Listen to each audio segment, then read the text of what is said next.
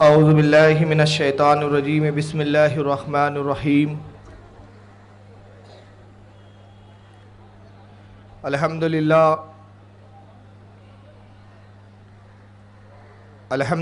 الذی فضل علی سیدنا و مولانا محمد صلی اللہ علیہ وسلم علی العالمین جمیعا وَأَقَمَّهُ يَوْمَ الْقِيَامَةِ لِلْمُذْنِبِينَ الْمُتَلَوِّثِينَ الْخَطَّائِينَ الْحَالِقِينَ شَفِيعًا فصلی اللہ تبارک و تعالی علیہ وعلا کل من ہوا محبوب و مرضی لدی صلاة تبقى وتدومی بدوام الملک الحی القیوم ونشهد ان لا الہ الا اللہ وحدہ لا شریک له ونشهد ان سیدنا و مولانا محمد عبدہ و رسولہ بالہدى و دین الحق ارسلہ قال اللہ تبارک و تعالی فی القرآن المجید والفرقان الحمید ان اللہ مع الصابرین ولا تقولوا لمن يقتل في سبيل الله اموات بل احیاء ولكن لا تشعرون صدق اللہ العظیم صدق صادق المصدوق علیہ الصلاۃ والتسلیم ان اللہ و ملائکتہ یصلون علی النبی یا ایھا الذین آمنوا صلوا علیہ وسلموا تسلیما اللہم صلی علی سیدنا مولانا محمد عدد ما فی علم اللہ صلاۃ دائمۃ بدوام الملک اللہ صلی اللہ تعالی علیہ وسلم ناد علیم مظہر العجائب ناد علیم مظہر العجائب تجدہ عون لک فی النوائب کل ہم و غم سینجلی بنبوتک یا رسول اللہ و بولایتک یا علی یا علی یا علی لی خمسۃ اطفی بہا حر الوباء الحاتمہ المصطفیٰ والمرتضیٰ وابناہما والفاطمہ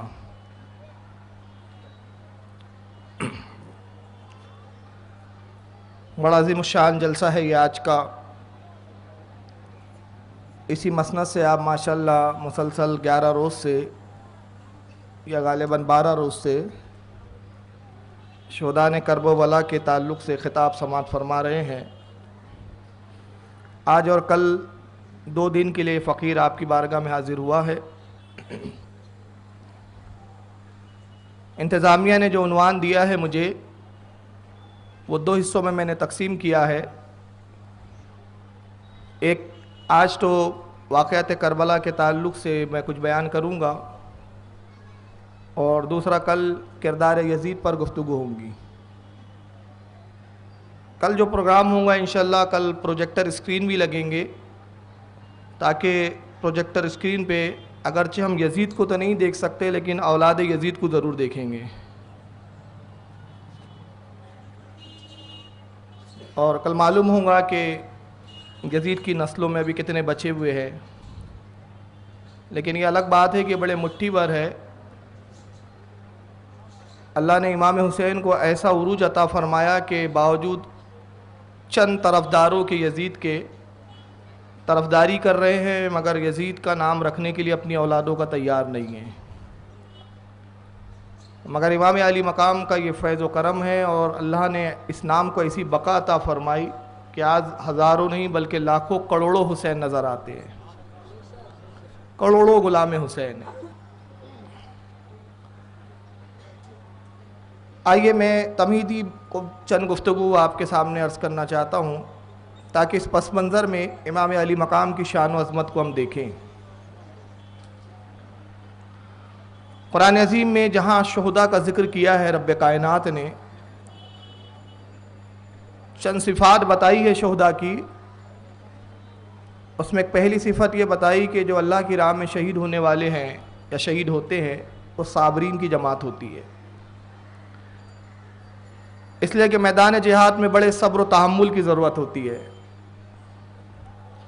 اور اللہ کے لیے اپنی گردنوں کا نذرانہ پیش کرنا اپنے آخری خون کے قطرے کو بھی بہا دینا، یہ بڑے صبر و تحمل کا کام ہے۔ میدان میں جم کر ٹھہرے رہنا، پیٹ پھیر کے نہ بھاگنا، یہ بڑی ہمت کا اور جواں مردی کا کام ہوتا ہے۔ غرض کہ یہ پورا جو معاملہ ہے، میدان میں رکنا، دشمن کے طاقت سے، دشمن کی تعداد سے معروب نہ ہونا، مقابلہ کرنا اور اللہ کی رضا کے لیے لڑتے لڑتے شہید ہو جانا، یہ پورا جو مرحلہ ہے یہ بڑا صبر کا متحمل مرحلہ ہوتا ہے۔ تو رب کائنات نے جہاں شہداء کا ذکر کیا قرآن کریم میں، پہلے ان کی صفت بتائی کہ شہداء جو ہوتے ہیں وہ صابرین ہوتے ہیں اور اللہ رب العزت ان کے ساتھ ہوتا ہے۔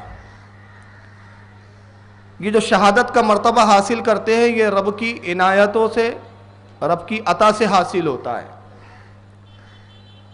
اس لیے شہداء کا جہاں ذکر شروع کیا تو پہلے فرمایا ان اللہ مع الصابرین،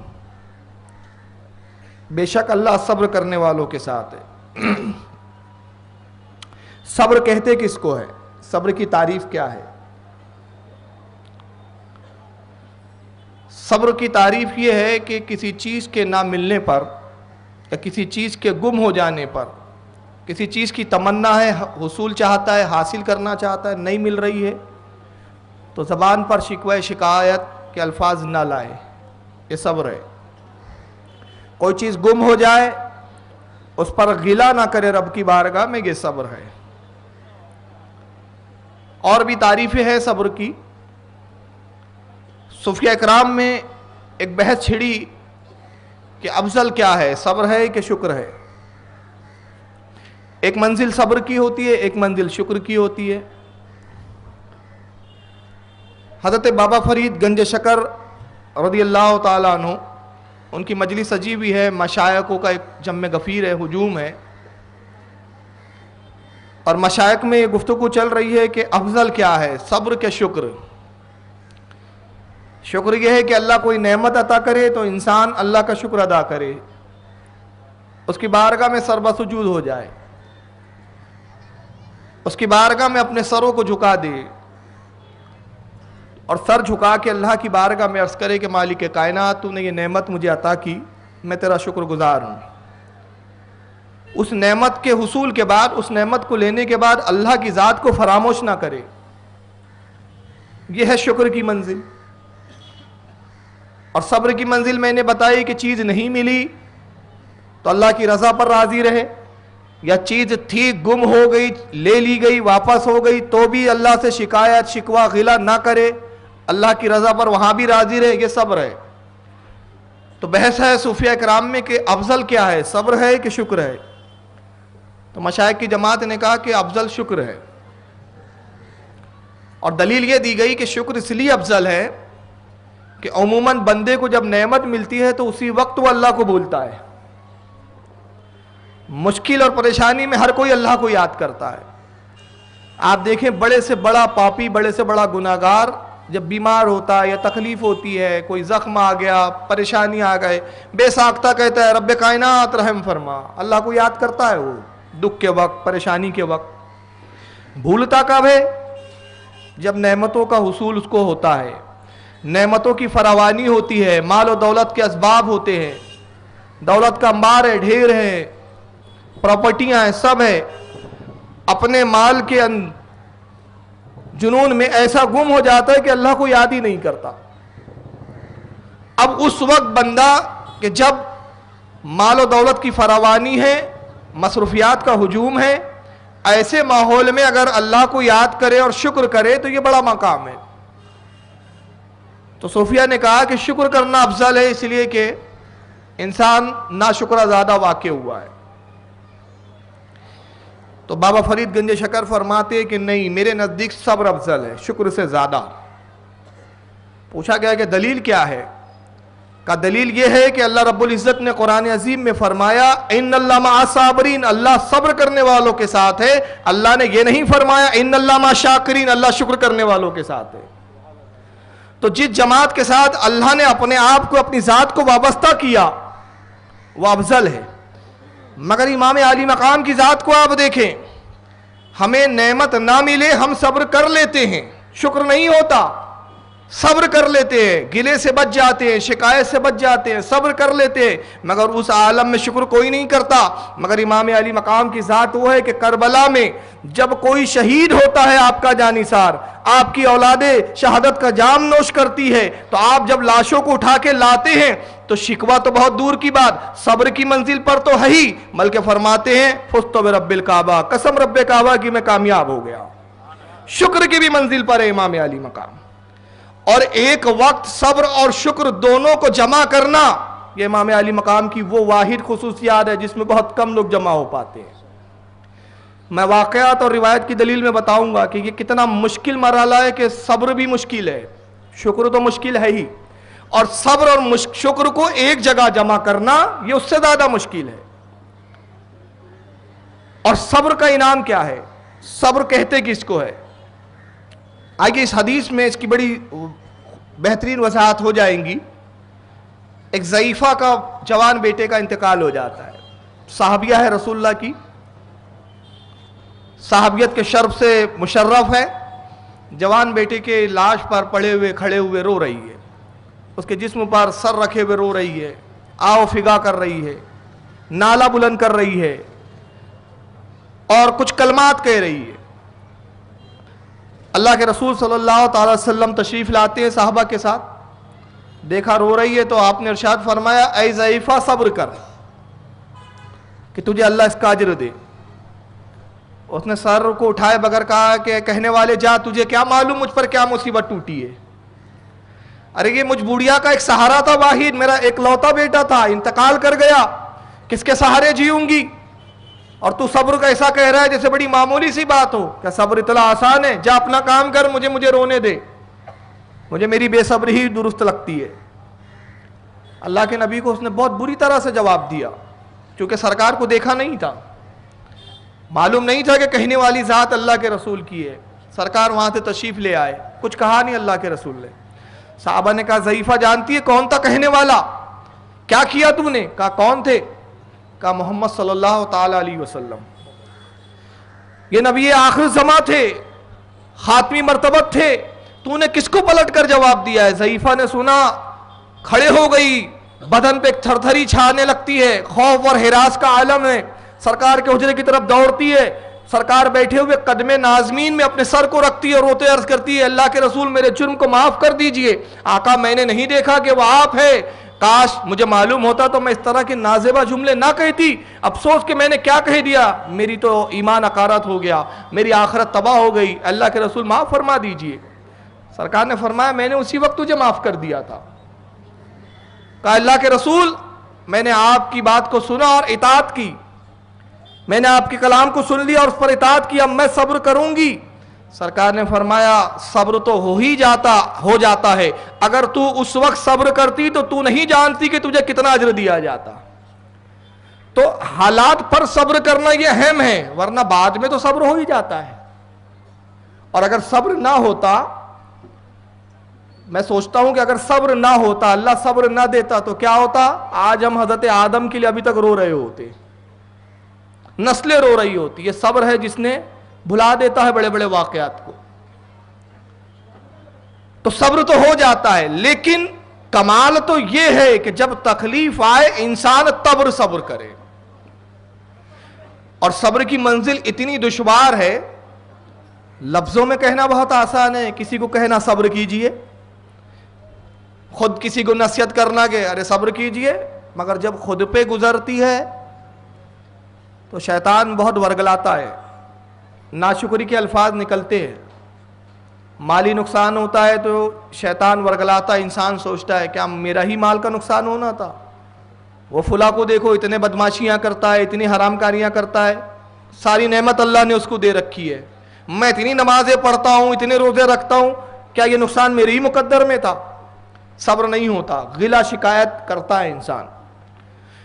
तो ये बड़ी मुश्किल मंजिल है सब्र, यहां तक कि इस पर बड़े बड़े आबिद और जाहिद भी बाज़ औकात बरकरार नहीं रह सके।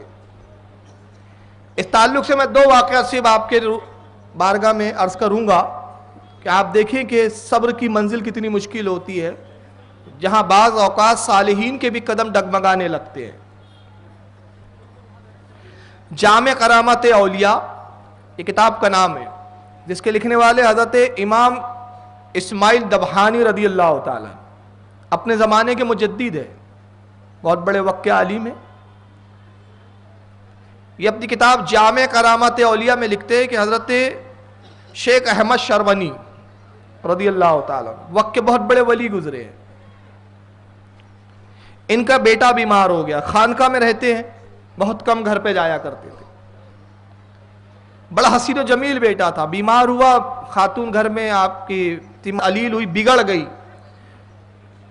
तो माँ परेशान हो गई, तो अपने शोहर हज़रत शेख अहमद शरवनी रहमतुल्लाह अलैह के पास आती है, अर्ज़ करती है मेरे सरताज आप अल्लाह के पसंदीदा बंदे हैं, अल्लाह के वली है, अपनी खानका में अल्लाहू अल्लाहू करते बैठे हुए हैं, कुछ खबर है आपके बेटी के क्या हालात है? वो तड़प रहा है, बीमारी के आलम में परेशान है, उसके बचने की उम्मीद नजर नहीं आती, दुआ कीजिए अल्लाह की बारगाह में कि अल्लाह उसको सेहत दे। शेख अहमद कहते हैं नेक बख्त जाओ, लौट जाओ, मैं अल्लाह की रजा पर राजी हूं, उसने दिया है नेमत, चाहेगा तो हमारे पास रखेगा, चाहेगा तो वापस ले लेगा, मैं दुआ नहीं करूंगा, मैं अल्लाह की रजा पर राजी व रजा रहने वाला हूं। मायूस होकर बीवी चले गई, कुछ दिन के बाद फिर आती है, कहती है मेरे सरताज अब तो तबीयत और बिगड़ गई है। तबीबों ने जवाब दे दिया है, तबीब कहते हैं मर्द समझ में नहीं आता, समझे तो इलाज करे, मर्द ही समझ में नहीं आता तो इलाज क्या किया जाए, बचने की कोई उम्मीद नहीं, अल्लाह आपकी दुआ को कबूल करेगा, मुस्तजाबुद दवा है आप, दुआ अल्लाह आपकी कबूल करता है। लोगों के लिए आप दुआएं करते, अफसोस अपनी औलाद के लिए दुआ नहीं करते। कहा लोगों के लिए इसलिए करता हूं कि लोग पुरुमीद होकर मेरी तरफ आते हैं, मगर जब अल्लाह ने मुझे अपना दोस्त बनाया है, मैं अल्लाह की बारगाह में अपने आप को उसका दोस्त तस्वुर करता हूं, तो मेरी शान ये नहीं है, मेरा ये मनसब नहीं है, मुझे हया आती है कि उसकी बारगाह में मैं दुआ करूं, मैं सब्र करूंगा।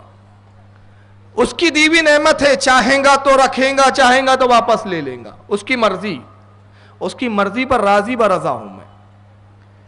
फिर बीवी मायूस होकर चले गई और तीसरी बार आती है, कहती है कि मेरे सरताज अब वो आखिरी लम्हात में उसका आलम है, नज़ा का आलम है, सकरात का आलम है, सांसें उखड़ती है, आती है और जाती है, न जाने कब दम निकल जाए।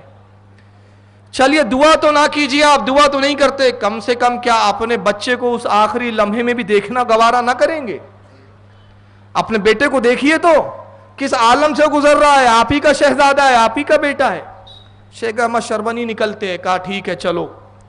पहुंचे, बेटा बिस्तर पे लेटा हुआ है, हाल यह है कि उछलता है, तकलीफ और दर्द के सकरात के आलम की बिना पर, नज़ा की तकलीफ, नज़ा की सख्ती का यह आलम है शहजादे पर, साहबजादे पर, कि कभी सांस उखड़ती है, सांस ले रहा है तो आवाज़ें आ रही है, सांस लेने में तकलीफ हो रही है, सीना ऊपर नीचे हो रहा है, हिल रहा है, डुल रहा है, बेचैन है, परेशानी है।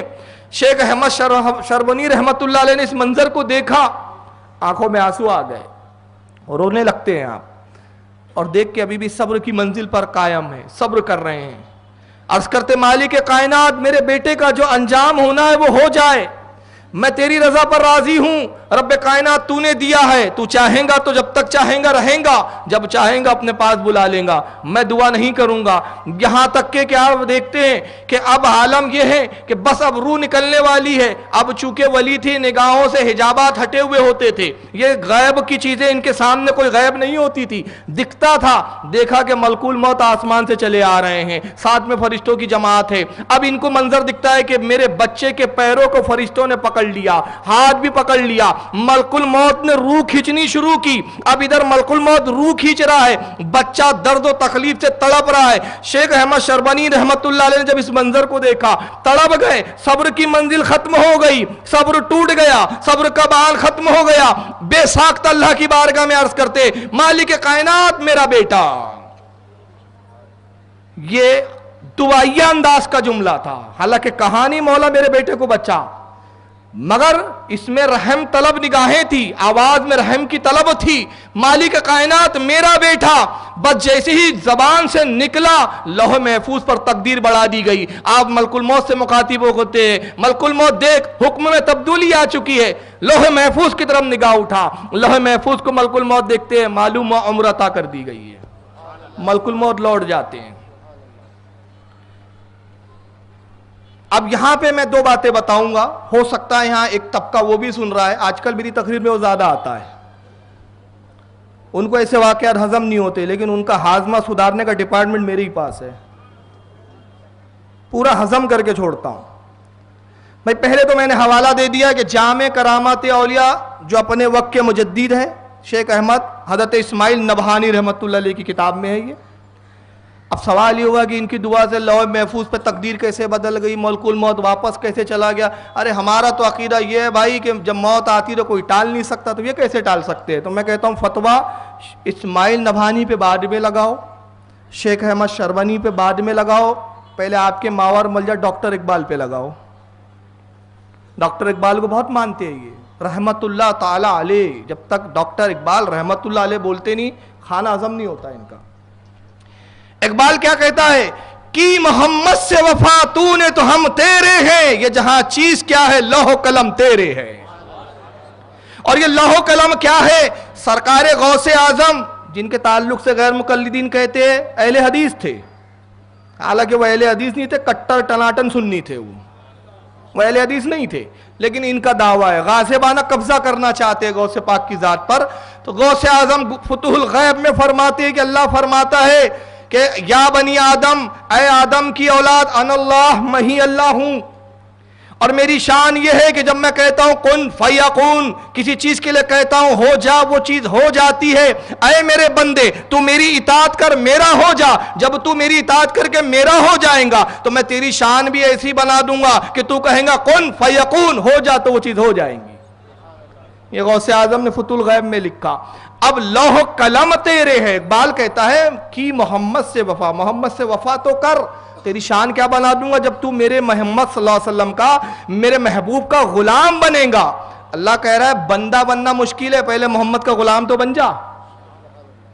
تو ابھی ٹھیک سے محمد کا غلام نہ بن پائے اور بندہ بندہ بندہ کرتا ہے. پہلے محمد کا غلام تو بن. جب محمد صلی اللہ علیہ وسلم کا حقیقی غلام بنے گا تو حقیقی بندہ بنے گا. اور اگر غلامی مصطفیٰ گلے میں نہیں ہے تو بندہ ہو کر بھی تو بندہ نہیں ہے. تو کی محمد سے وفا، محمد سے وفا تو کر. اللہ کہتا ہے ہم تیرے ہیں، میں تیرا ہو جاؤں گا.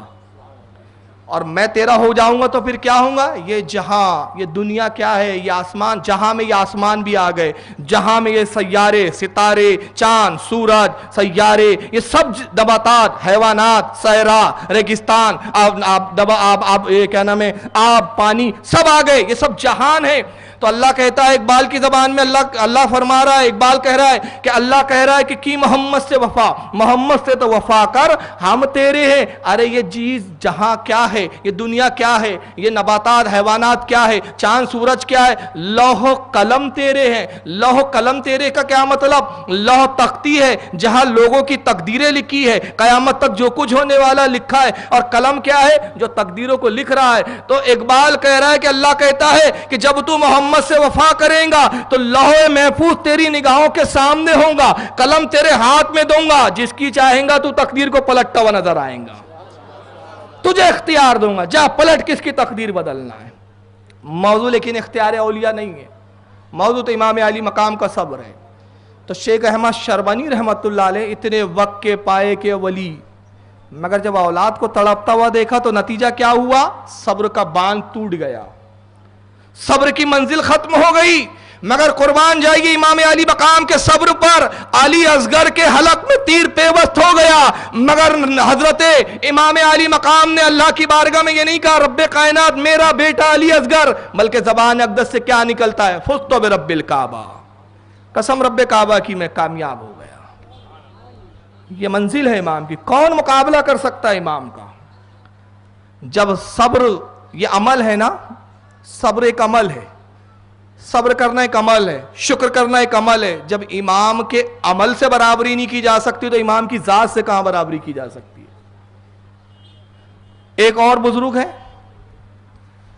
شاہ محمد غوث گوالیری، اپنے زمانے کے غوث زماں ہے، غوث ہے، گوالیئر کے رہنے والے ہیں۔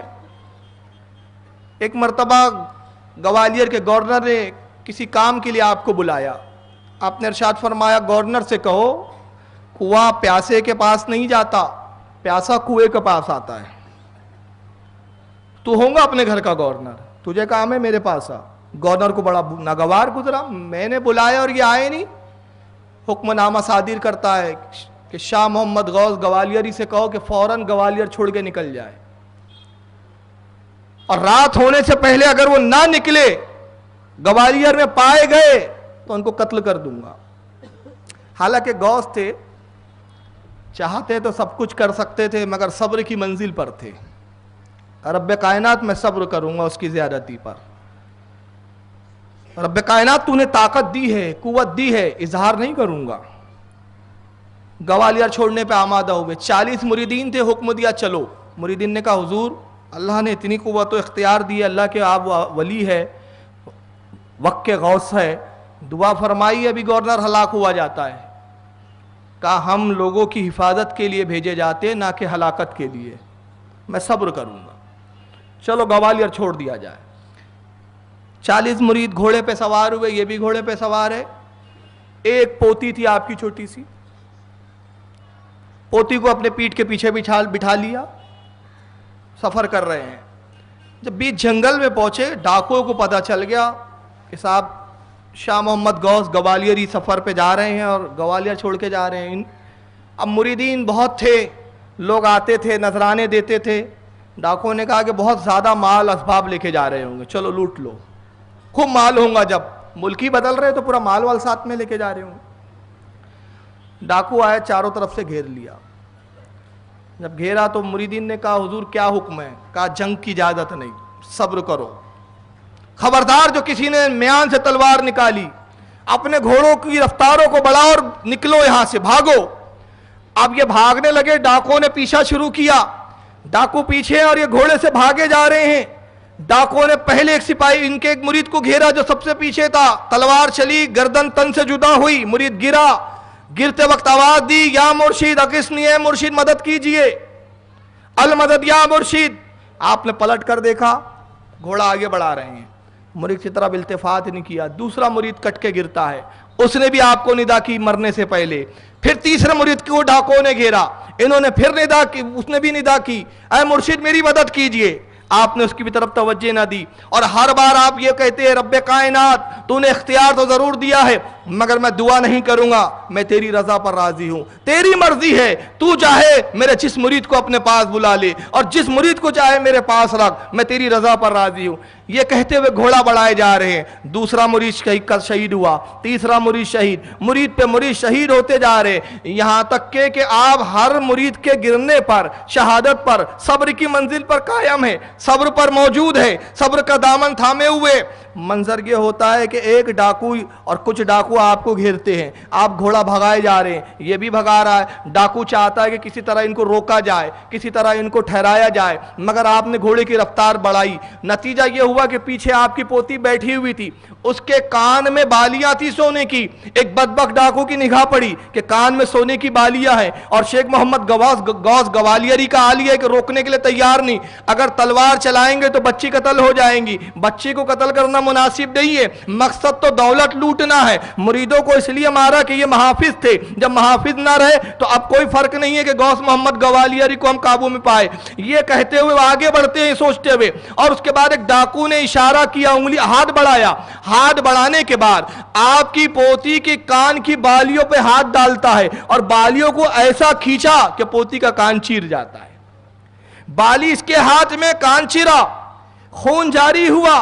پوتی نے کرب و درد میں آواز دیتی ہے دادا جان میری خبرگیری کیجئے، دادا جان میری مدد کیجئے۔ آپ نے پھر بھی صبر کیا، اب بھی صبر کا دامن تھامے ہوئے ہے۔ اس کے بعد دوسرا ڈاکو قریب بڑھتا ہے، اس نے دوسرے کان کی طرف ہاتھ بڑھایا، بالیوں کو لیا، پھر کھینچا، اور جب کھینچا تو پھر کان چیرا، یہ بالی بھی اس کے ہاتھ میں گئی، دونوں کانوں سے خون جاری ہے۔ پھر پوتی چلاتی ہے دادا جان میری خبر گیری کیجئے، دادا جان میری طرف توجہ دیجئے۔ آپ نے پھر صبر کیا۔ اب تیسرا معاملہ یہ آتا ہے کہ گلے میں ایک ہار ہے آپ کے پوتی کے، ایک بدبخت آگے بڑھتا ہے اور گلے کے ہار کو کھینچنا چاہتا ہے، نتیجہ یہ ہوتا ہے کہ ہار ٹوٹنے کے لیے تیار نہیں، ہار ہاتھ میں آنے کے لیے تیار نہیں، گلے پہ وہ ہار کی رگیں پڑتی ہے اور وہ گھستا ہے، یہاں سے گلے سے خون جاری ہوا۔ پوتی نے چلا دادا جان میں مری جاتی ہوں، میں قتل ہوئی جاتی ہوں۔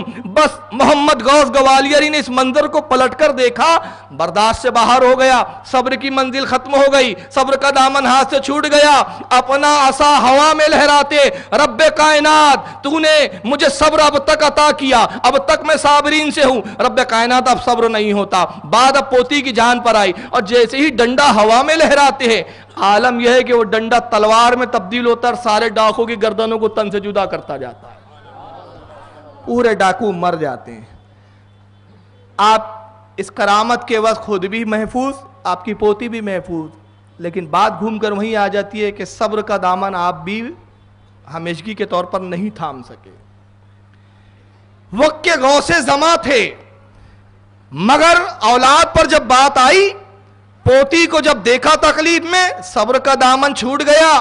مگر کربلا میں امام علی مقام کی ذات کو تو دیکھیں، نوجوان بیٹا علی اکبر شہید ہوا، آپ نے یہ نہیں کہا کہ مالک کائنات تیری بارگاہ میں میرا گلہ ہے، بلکہ عرض کیا کرتے رب قدیر تو گواہ ہے مالک کائنات۔ ابراہیم نے جب اپنے بیٹے اسماعیل کی قربانی پیش کی تھی تو ابراہیم کی آنکھوں پہ پٹی تھی، میری آنکھوں پہ پٹی نہیں ہے، میری اس قربانی کو اپنی بارگاہ میں قبول فرما۔ فزتو برب الکعبہ، قسم رب کعبہ کی میں کامیاب ہو گیا۔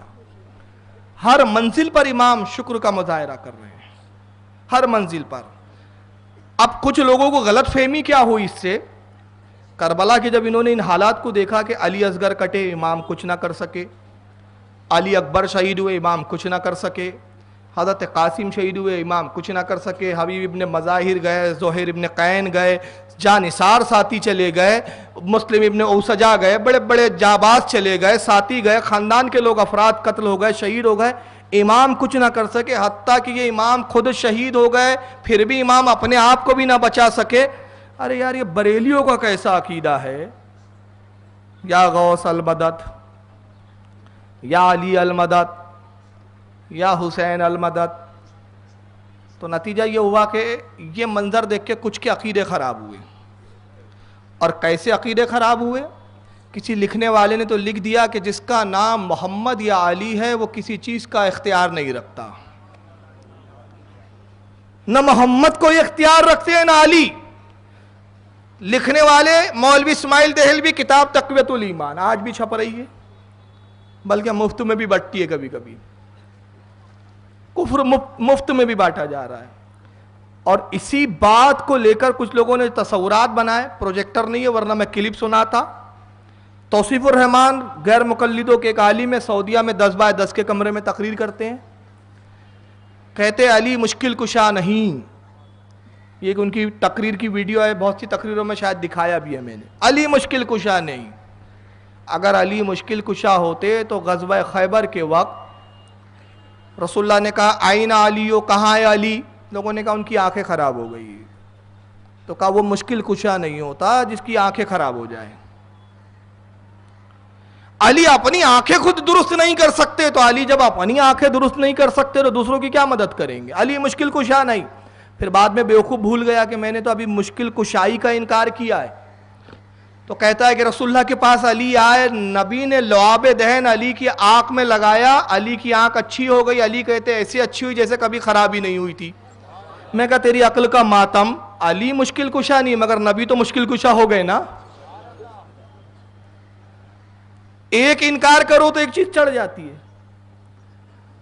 اگر نبی کے لعاب میں تاثیر نہ تھی اور نبی کو اختیار نہ تھا تو نبی نے کہنا چاہیے تھا علی میں کچھ نہیں کر سکتا، تیری آنکھیں خراب ہے، سجدہ کر اللہ سے مانگ۔ نبی نے کہا نہیں، دعا تو میری مستجاب الدعوا ہے، دعا تو قبول ہی ہوتی ہے۔ ارے وہ تھوک جس میں لوگوں کے جراثیم ہوتے ہیں، میں اپنے تھوک کا معجزہ دکھا دوں کہ جب میں کسی کی آنکھ میں لگا دوں تو جراثیم نہیں ہوتے، آنکھ خراب نہیں ہوتی، بلکہ اس آنکھ کی بینائی اور بڑھ جاتی ہے۔ لعاب لگایا تو علی تو مشکل کشا آپ نے انکار کر دیا، نبی کو تو مانا. اور معراج ربانی صاحب کہتے ہیں کہ اگر علی مشکل کشا ہوتے تو جب حسین کربلا میں شہید ہو رہے تو کیوں نہیں بچا لیا؟ کیوں نہیں بچا لیا؟ میں ایک چیز بتاتا ہوں. اللہ تعالیٰ نے کہا ان اللہ مع الصابرین، اللہ صبر کرنے والوں کے ساتھ ہے. یہ بچا سکتے تھے، صبر کی منزل پر تھے، تاکہ بتانا چاہتے تھے. حسین بھی چاہتے تو اپنے آپ کو بھی بچاتے، پورے خاندان کو بھی بچاتے. مگر دو باتیں عرض کروں گا. پہلے حسین بچنے گئے کب تھے؟ حسین کو اپنے آپ کو بچانا ہوتا تو کربلا ہی نہ جاتے. حسین اپنے آپ کو بچانے نہیں گئے تھے. نانا سے وعدہ تھا حسین تم اپنے آپ کو قتل کروا دینا، اپنے آپ کو ختم کروا دینا، مگر اسلام کو ختم مت ہونے دینا. تمہاری شہادت میں اسلام کی بقا ہے. دنیا تمہیں قتل کریں گی مگر اسلام کو زندگی مل جائیں گی. تمہارے خون سے اسلام کو زندگی تازگی عطا ہو جائے گی. تو حسین بچنے نہیں گئے تھے، اسلام بچانے گئے تھے. پہلی بات یہ، وہاں حسین صبر کی منزل پر تھے، کرامت کی منزل پر نہیں تھے. ایک منزل ہوتی ہے کرامت، ایک ہوتی ہے صبر، الگ الگ منزلیں ہیں. کرامت کی منزلیں آئی تو حسین نے کرامتیں بھی دکھائی، مردوں کو بھی جلائے ہیں. جن لوگوں نے 10 روزہ 12 روزہ جلسے سنے وہاں پہ میں نے دلیلیں بھی دی کہ حسین نے مردوں کو بھی جلایا. وہ چاہتے تو اہل بیت میں جتنے شہید ہو رہے سب کو زندہ کر سکتے تھے، خود کبھی نہ قتل ہوتے، مگر وہ صبر کی منزل پر رہ کے بتا رہے تھے. ان کی نگاہ دیکھ رہی تھی آنے والے زمانے میں یزید کو حق پر بھی کہنے والے کچھ نابکار پیدا ہو جائیں گے. تو میں صبر کی منزل پر ہوں، کرامت نہیں دکھا رہا ہوں. اگر میں کرامت سے یزید کو مروا ڈالوں، ابن زیاد کو مروا ڈالوں، عمرو ابن سعد کو مروا ڈالوں، تو لوگ کہیں گے حسین نے کرامت دکھائی. ہو سکتا ہے وہ حق پر تھے، ہو سکتا ہے وہ سچے تھے. حسین نے اپنے عیبوں کو، اپنی کمیوں کو چھپانے کے لیے ان نیکوں کو مارا ہے، ان عابد اور زاہدوں کو مارا ہے. تو حسین نے صبر کر کے اپنی شہادت کو منظور کیا اور کہا سنو قرآن میں ان اللہ مع الصابرین، اللہ صبر کرنے کے والوں کے ساتھ ہے. تو اللہ کربلا میں میرے ساتھ تھا، یزید کے ساتھ نہیں تھا. اللہ میرے ساتھ ہے، سمجھ لو. اگر کرامت دکھاؤں تو تمہیں شبہ ہو جائیں گا. تو آج فیصلہ ہو گیا کہ یزید کی نابکار ہزاروں اولادیں پیدا ہو جائے، ایسے ہزاروں جلسے لے لیے جائیں اور یزید کو جنتی بتایا جائے. لیکن ہمیں قرآن نے بتا دیا اللہ حسین کے ساتھ ہے، یزید کے ساتھ نہیں ہے. اور علی کے بارے میں ایک شاعر نے کیا ترجمانی کی ہے، علی واقعی مشکل کشا ہے. اور مشکل کشائی وہ اسی کی کرتے جو ان سے مانگتا ہے. جو مانگتے ہی نہیں اس کی مشکل کشائی کیوں کرے؟ تم مانگتے نہیں ہو، ہم مانگتے ہو، ہم کو تو ملتا ہے بھائی، ہم مانگتے ہیں. شاعر کہتا ہے مظہر ذات حبیب کبریا بن گئے. حبیب کبریا رسول اللہ کا لقب، کبریا اللہ، یعنی اللہ کے حبیب کے مظہر ہے مولا کائنات. مظہر ذات حبیب کبریا بن گئے، تنگ دستی میں دست خدا بن گئے. عمر مشکل میں ساری گزاری مگر ساری دنیا کے مشکل کشا بن گئے.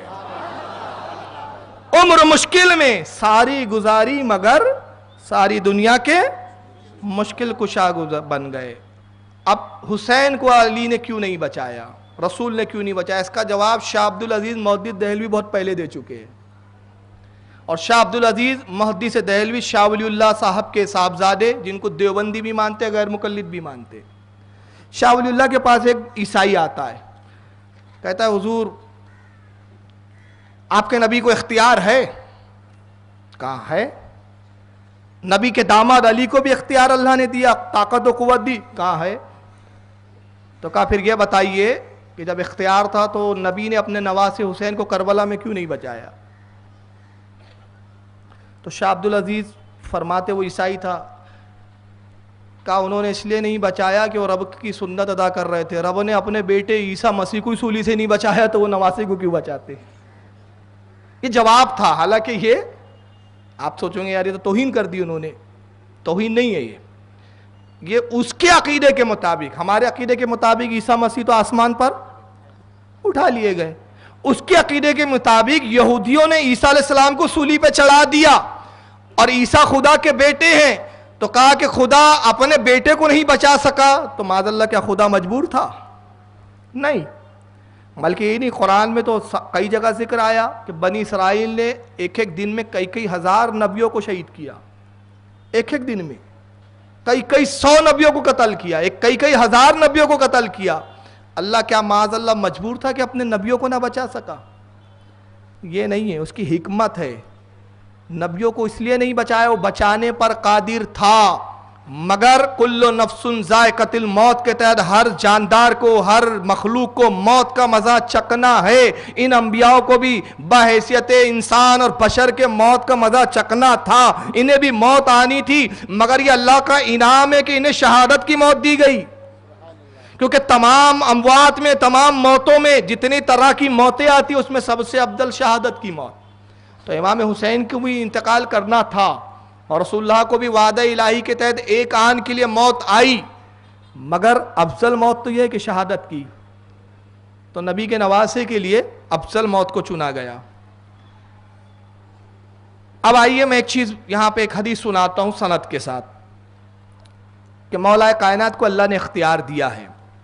روایت ہے عن زید ابن ارقم رضی اللہ تعالیٰ عنہ، حضرت زید ابن ارقم روایت کرتے ہیں ان النبی صلی اللہ علیہ وسلم، اللہ کے رسول نے ارشاد فرمایا من کنت مولاہ فعلی مولا، جس کا میں مولا اس کا علی مولا۔ مولا کے معنی ہوتے مددگار۔ اس حدیث کو یہ واحد کتب احادیث میں، ذخائر حدیث میں یہ واحد حدیث ہے جس کے راوی 30 صحابہ اکرام ہیں۔ یہ واحد حدیث، کتنے صحابہ اس کے راوی ہے؟ 30۔ اور دوسری اس حدیث کی خاصیت بتاؤں میں آپ کو، یہ کتب حدیث، ذخائر حدیث میں واحد ہی حدیث ہے من کنت مولاہ فعلی مولا، یہ واحد حدیث ہے جس کے راوی عشرہ مبشرہ ہے، وہ 10 صحابی جن کو جنت کی بشارت دی گئی، اور متعدد محدثین نے اس کو روایت کیا۔ مگر یہ حدیث چونکہ حضرت علی کی اختیار اور ہماگیریت پر دلالت کرتی ہے، اور رسول اللہ کے مولا ہونے پر دلالت کرتی ہے، تو ہضم نہیں ہوا، تو غیر مقلدین کے ایک مولوی ہے زبیر علی زئی، ابھی مرے ہیں، وہ کہتے نہیں مولا کے معنی جگری دوست ہوتے ہیں، مددگار کے نہیں ہوتے، جگری دوست کے ہوتے ہیں۔ اچھا چلو، اگر مولا کے معنی جگری دوست کے ہی ہوتے ہیں تو قرآن میں اللہ نے بھی اپنے لیے لفظ مولا کا استعمال کیا ہے، تو اللہ جگری دوست کے معنی میں کہ مددگار کے؟ اب یہ بتا دیجئے آپ، قرآن میں ہے، اللہ ارشاد فرماتا ہے واعف عنا، اے پروردگار ہمیں معاف فرما دے، یہ دعا تعلیم کی گئی قرآن میں، واغفر لنا، اور ہمیں بخش دے، وارحمنا، ہم پر رحم فرما، انتا مولانا، تو ہی ہمارا مولا ہے۔ پہلے کہا جا رہا ہے بخش دے، رحم فرما، تو رحم فرما کس سے کہیں گے؟ جو مددگار ہوں گا، جو عطا کرنے کی طاقت رکھتا ہوں گا۔ اے اللہ تو عطا کرتا ہے تو ہمیں کیا عطا کر؟ ہم پر رحم کر۔ ہمیں کیا عطا کر؟ بخشش عطا کر۔ ہمیں کیا عطا کر؟ ہمیں معافی کا پروانہ دے۔ کیوں؟ اس لیے کہ تو ہمارا مولانا ہے، مولا ہے۔ تو یہاں مولا کے معنی دینے والا، عطا کرنے والا، بانٹنے والا۔ تو عربی زبان میں جب یہاں مولا، تو نبی نے فرمایا من کنت مولا، جس کا میں دینے والا، جس کا میں مددگار، جس کو میں عطا کرنے والا، فہذا علی مولا، پس علی بھی اس کا مولا ہے۔ یعنی جس کو میں دینے کی طاقت رکھتا ہوں علی بھی دینے کی طاقت رکھتا ہے، جس کو میں عطا کر سکتا ہوں علی بھی اس کو عطا کر سکتا ہے۔ اور اگر یقین نہ ہو تو آپ کو میں 3 واقعات بتاتا ہوں کہ امام خود کربلا میں خود مختار تھے۔ کرامت بھی دکھائی امام نے، استقامت بھی دکھائی۔ کرامت اس لیے دکھائی کہ یہ شبہ ختم ہو جائے کہ میں بے اختیار ہوں، استقامت پر اس لیے رہے کہ یہ شبہ ختم ہو جائے کہ میں ناحق پر ہوں۔ ابن جوزہ ایک شخص ہے، کربلا میں شخص آگے آتا ہے، کہتا ہے امام علی مقام نے یہ کیا تھا کہ خیموں کے ارد گرد آگ لگا رکھی تھی تاکہ دشمن خیموں کی طرف آگ کی وجہ سے نہ آئے۔ خندق کھودی تھی اور چاروں طرف آگ دہک رہی ہے۔ ابن جوزہ آتا ایک شخص بدبخت، کہتا ہے حسین دنیا میں جہنم سے پہلے جہنم کی آگ تم نے بھڑکا لی، معاذ اللہ۔ حسین اپنے لیے جہنم کی آگ دنیا میں ہی بھڑکا لی۔ امام علی مقام کو جلال آتا ہے، یہ جملہ بڑا سخت تھا آپ کے لیے.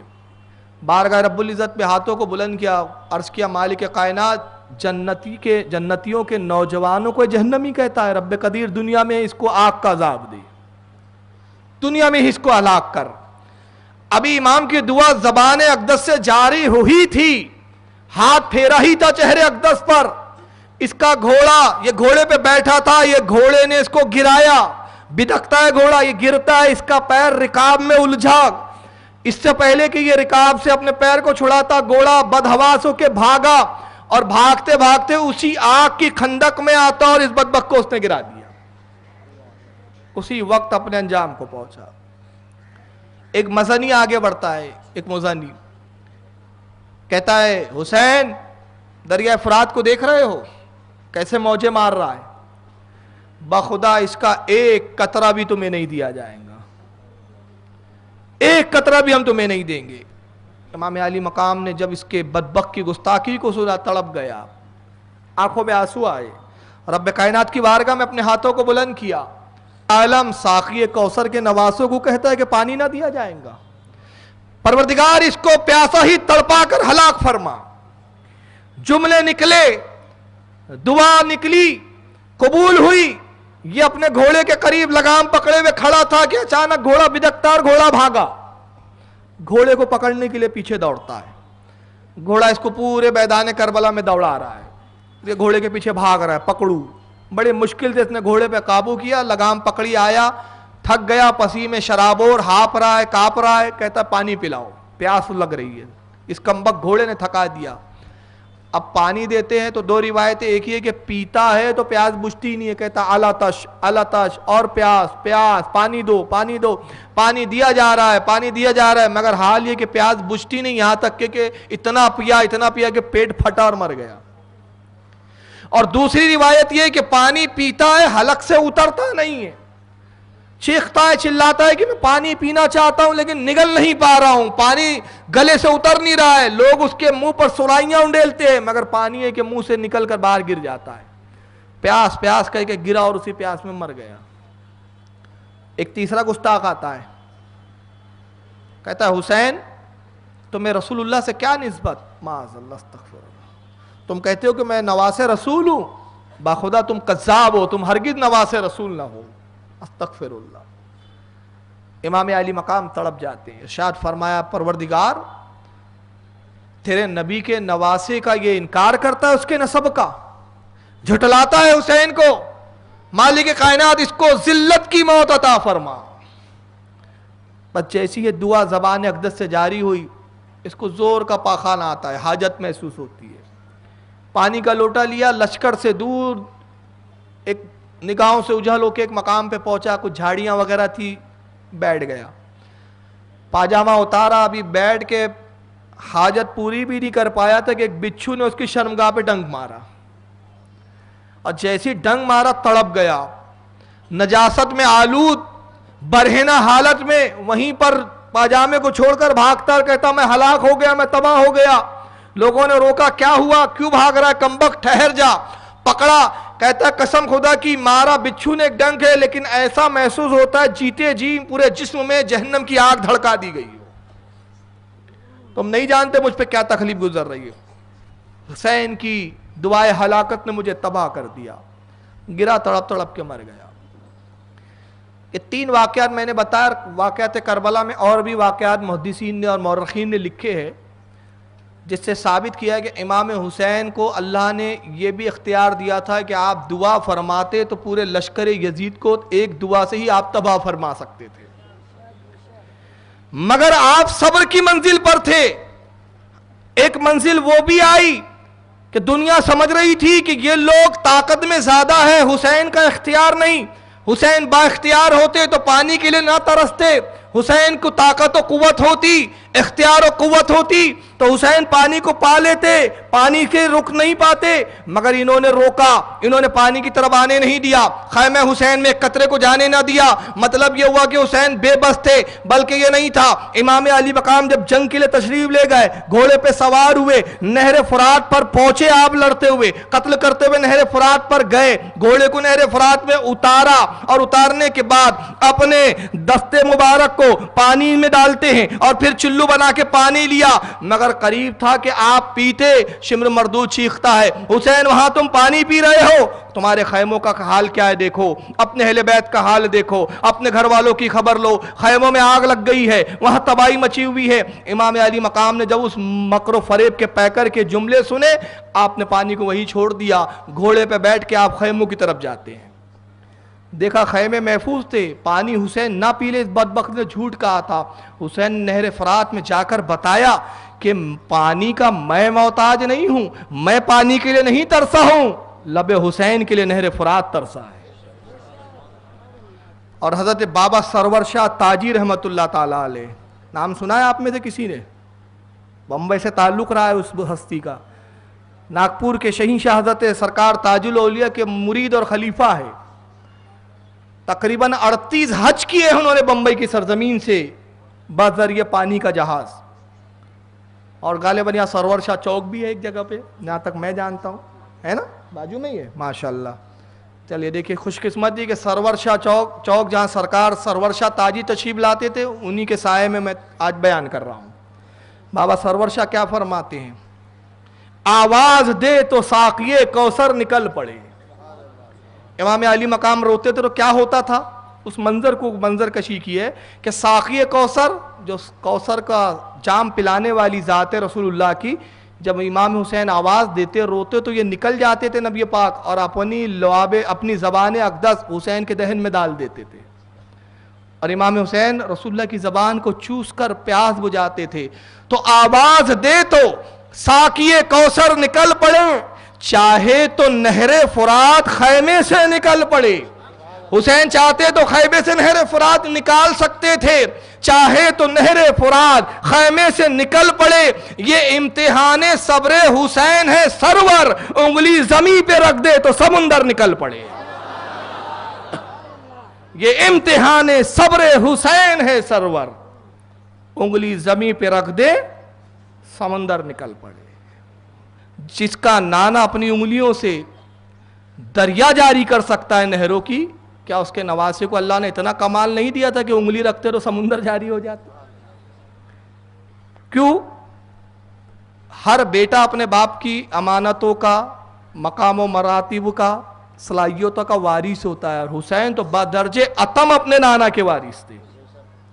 تو ایک قوت تھی, مگر منزل صبر پر فائز تھے, اور صبر کی منزل پر رہ کر شہادت کو حاصل کیا, شہادت عظمیٰ کو حاصل کیا. اور جب اس شہادت سے ہمکنار ہوئے, کیونکہ شہادت انعام ہے, صبر نہ کرتے تو شہادت جو انعام خداوندی ہے اس کا حصول نہ ہوتا. کرامت دکھاتے بچ جاتے, بچ تو جاتے مگر شہادت کی نعمت سے سرفراز نہ ہوتے. حسین نے صبر کو دیا اور اس کے عوض رب کائنات کی بارگاہ سے شہادت کے تحفے کو لیا, کیونکہ وہ جانتے تھے اس تحفے کے حصول کے بعد بظاہر یہ شہادت تو فنا ہونا ہے, یہ شہادت تو دنیا سے رخصت ہو جانا ہے, یہ بظاہر ہے, مگر حقیقت کیا ہے؟ وَلَا تَحْسَبَنَّ الَّذِينَ قُتِلُوا فِي سَبِيلِ اللَّهِ أَمْوَاتًا بَلْ أَحْيَاءٌ عِندَ رَبِّهِمْ يُرْزَقُونَ. خبردار ہو جاؤ, جو اللہ کی راہ میں شہید ہو جائیں ان کو مردہ نہ کہو, بَلْ أَحْيَاءٌ, بلکہ وہ زندہ ہے, عِندَ رَبِّهِمْ یرزقون, اور رب کی جانب سے ان کو رزق دیا جاتا ہے. حسین کیسے زندہ ہے؟ جب لشکر یزید کوفہ سے دمشق کی طرف بڑھا سر حسین کو لے کر, میرے خیال سے یہاں تک کہ واقعات تو کل بھی شاید حضرت نے سنائے ہوں گے آپ کو, اور میرے جہاں بیان چل رہے آج وہ بھی مجمع یہاں موجود ہے, تو کل میں نے کوفہ کے حالات تک وہاں چھوڑا تھا. اور چونکہ دین اسلام چینل کے ذریعے ایک بڑا طبقہ مسلمانوں کا اور سنیوں کی ایک بڑی جماعت اپنے گھروں میں سن رہی ہے مسلسل, تو اس کا تسلسل اور اس کی جو ترتیب ہے میری وہ برقرار رہے, تو میں یہاں سے بھی شروع کر رہا ہوں. یہاں پہ بھی کمال حسین آپ نظر دیکھتے جائیں کہ جب کوفہ سے دمشق کی طرف گئے امام حسین کے سر کو، اور یہ سب اہل بیت نبوت کے افراد کو لے کر یہ قیدی بنا کر جب دمشق کے بازاروں میں گھوم رہے تھے، سہیل ابن سعد صحابی رسول ہے، اللہ کے رسول کے صحابی ہے، وہ فرماتے ہیں، ان کی روایت ہے، کہتے ہیں کہ میں ان دنوں دمشق میں کسی کاروبار کے سلسلے میں آیا تھا، ضعیف ہو چکے تھے اس وقت، ضعیف العمر صحابی تھے۔ امام جلال الدین سیوطی رحمۃ اللہ تعالی علیہ نے شرح الصدور صفحہ 88 پر اس واقعے کو لکھا ہے، اور نور الابصار کے اندر صفحہ 149 پر اس واقعے کو بیان کیا گیا۔ اس کے علاوہ اور بھی متعدد حوالہ جات ہیں۔ امام علی مقام کا سر اقدس نیزے پر ہے، سب سے آگے سر حسین ہے، گویا اعلان کر رہا ہے میں جب بظاہر حیات تھا تب بھی سر بلند تھا، بظاہر جسم اور سر کا تعلق منقطع ہو چکا ہے مگر اب بھی میں سر بلند ہوں، کل بھی میں سردار تھا، آج بھی میں سردار ہوں۔ نیزے پہ سب سے بلند چلے جا رہے ہیں حسین کا سر۔ سہیل ابن سعد کہتے ہیں کہ میں نے دمشق کے لوگوں کو دیکھا کہ بڑی مسرت کا اظہار کر رہے ہیں، خوش ہے، اچھے لباس پہنے ہوئے ہیں، تو مجھے محسوس ہوا شاید کوئی جشن کا دن ہے، ان کے کوئی تہوار ہے یہاں پر۔ فرماتے میں نے پوچھا کہ کیا بات ہے آج یہ دمشق میں اتنی چہل پہل، خوشی کا ماحول، یہ دمشق کو سجا دیا گیا ہے، ہر جگہ یہ دمشق کی سڑکیں جگمگ جگمگ کر رہی ہے، کیا معاملہ ہے؟ کہا یزید کے باغی تھے کچھ، یزید نے مار کا سر کر لیا، یزید کی فتح ہوئی، باغیوں کا قافلہ ادھر سے لایا جا رہا ہے، یہ سب اہل دمشق اس کا دیدار کر رہے ہیں، ان کو دیکھ رہے ہیں اور یزید کی جے جے کار کر رہے ہیں۔ آپ کہتے ہیں میں نے دیکھا کہ چلو دیکھیں آخر یہ ایسے کون سے باغی ہے کہ جن کے مارکے کو سر کرنے کے بعد اتنے جشن کا ماحول کہ گویا بہت بڑا مارکا سے اثر کر لیا گیا ہو۔ سہیل ابن سعد کہتے ہیں کہ جب میں اس دروازے کے قریب پہنچا جو شہر کا بڑا دروازہ تھا، میں نے وہاں ہجوم دیکھا نیزوں پہ کچھ سر ہے، اور جب میں قریب آیا میں نے سر حسین کو دیکھا تو میں نے پہچان لیا یہ تو نواس رسول کا سر اقدس ہے۔ میں نے کہا افسوس اے اہل دمشق، اے یزیدیو بدبختو، نواس رسول کو تم باغی کہتے ہو۔ میرے آنکھوں میں آنسو آ گئے۔ پھر میری نظر حضرت زینب پر پڑی، شیر خدا کی شہزادی پر، قریب پہنچے سلام کیا۔ حضرت زینب ارشاد فرماتی ہے آپ کون ہیں؟ اس دمشق میں کوئی ہمارا پرسان حال نہیں، حال یہ ہے کہ لوگ ہمیں نفرت سے دیکھتے ہیں، لان تان کرتے ہیں، برا بھلا کہتے ہیں، فحشگوئیاں کرتے ہیں، آپ پہلے فرد ہیں جنہوں نے ہمیں اتنے ادب سے سلام کیا ہے، آپ کون ہیں؟ کہا بی بی میں آپ کے مقام و مرتبے کو اچھے سے جانتا ہوں، میں آپ کے نانا رسول اللہ کا ایک ادنا صحابی ہوں۔ سہیل ابن سعد مجھے کہتے ہیں میں آپ کی خدمت کیا کر سکتا ہوں؟ افسوس کہ ان بدبختوں نے خاندان نبوت کے چمن کو اجاڑ دیا، خاندان نبوت کو تباہ و برباد کر دیا، نسل امام علی مقام کو ختم کر دیا۔ اے بی بی اگر میں جواں ہوتا تو ان سے لڑتا، مقابلہ کرتا، حتیٰ کہ خود شہادت سے سرفراز ہو جاتا، مگر کمزور اور ناتوانی اس کی اجازت نہیں دیتی۔ کچھ حکم فرمائیے کہ میں آپ کے ساتھ اچھا سلوک کروں۔ حضرت زینب فرماتی ہے کہ اے رسول اللہ کے صحابی، ہمارے نانا کے صحابی، اگر آپ کچھ کر سکتے تو اتنا کیجئے، یہ سر حسین جو ہمارے ساتھ ساتھ چل رہا ہے اس کے سبب سے لوگ حسین کو بھی دیکھتے ہیں، پھر ہمیں دیکھتے ہیں، ہماری بے پردگی ہوتی ہے۔ آپ سر حسین کو یا تو ہم سے آگے کروا دیجئے یا پیچھے کروا دیجئے، تاکہ لوگ امام علی مقام کے سر کی طرف متوجہ ہو جائے اور ہمارا پردے کا لحاظ رہ جائے، ہم محفوظ ہو جائے۔ آپ گئے، جو نیزہ بردار تھا، جو نیزہ پکڑے چل رہا تھا، اور اس نیزے پہ امام علی مقام کا سر اقدس تھا، اس کے قریب آئے، کہا کہ میں ایک امیر تاجر ہوں، ایک گزارش ہے، تو جتنی چاہے، میرے پاس بڑی دولتوں کا انبار ہے، وہ سب جو کچھ میرے پاس رکھا میں لے لے، میری گزارش یہ ہے کہ سر حسین کو یا تو آگے لے جا اس قافلے سے یا پیچھے لے لے۔ اس نے کہا نوجوان، اے شخص، عجیب شخص ہے تو، اتنی سی بات کے لیے پیسے دینا چاہتا ہے؟ کہا تو نہیں سمجھیں گا، یہ میرا کام کر دے۔ اس نے کہا لاؤ پیسے دیتے ہو تو کر دیتا ہوں۔ سہیل ابن سعد کے بعد جتنا مال تھا وہ سب اس خبیث کو دے دیا۔ یہ دنیا طلب لوگ تھے، مال لیا، سر حسین کو آگے بڑھاتا ہے، لے کے چلتا ہے۔ سہیل ابن سعد کیسے؟ قسم وعدہ لا شریک کی، میں نے لب حسین کو ہلتے ہوئے دیکھا، سر اقدس کی طرف میں نے جب توجہ کی تو لب حسین ہل رہے تھے۔ میں نے کہا شخص ذرا نیزے کو نیچے کر، دیکھتا نہیں کہ حسین کے لب ہل رہے ہیں. اس نے دیکھا تو وہ بھی متعجب ہوا, سر کو نیچے کیا.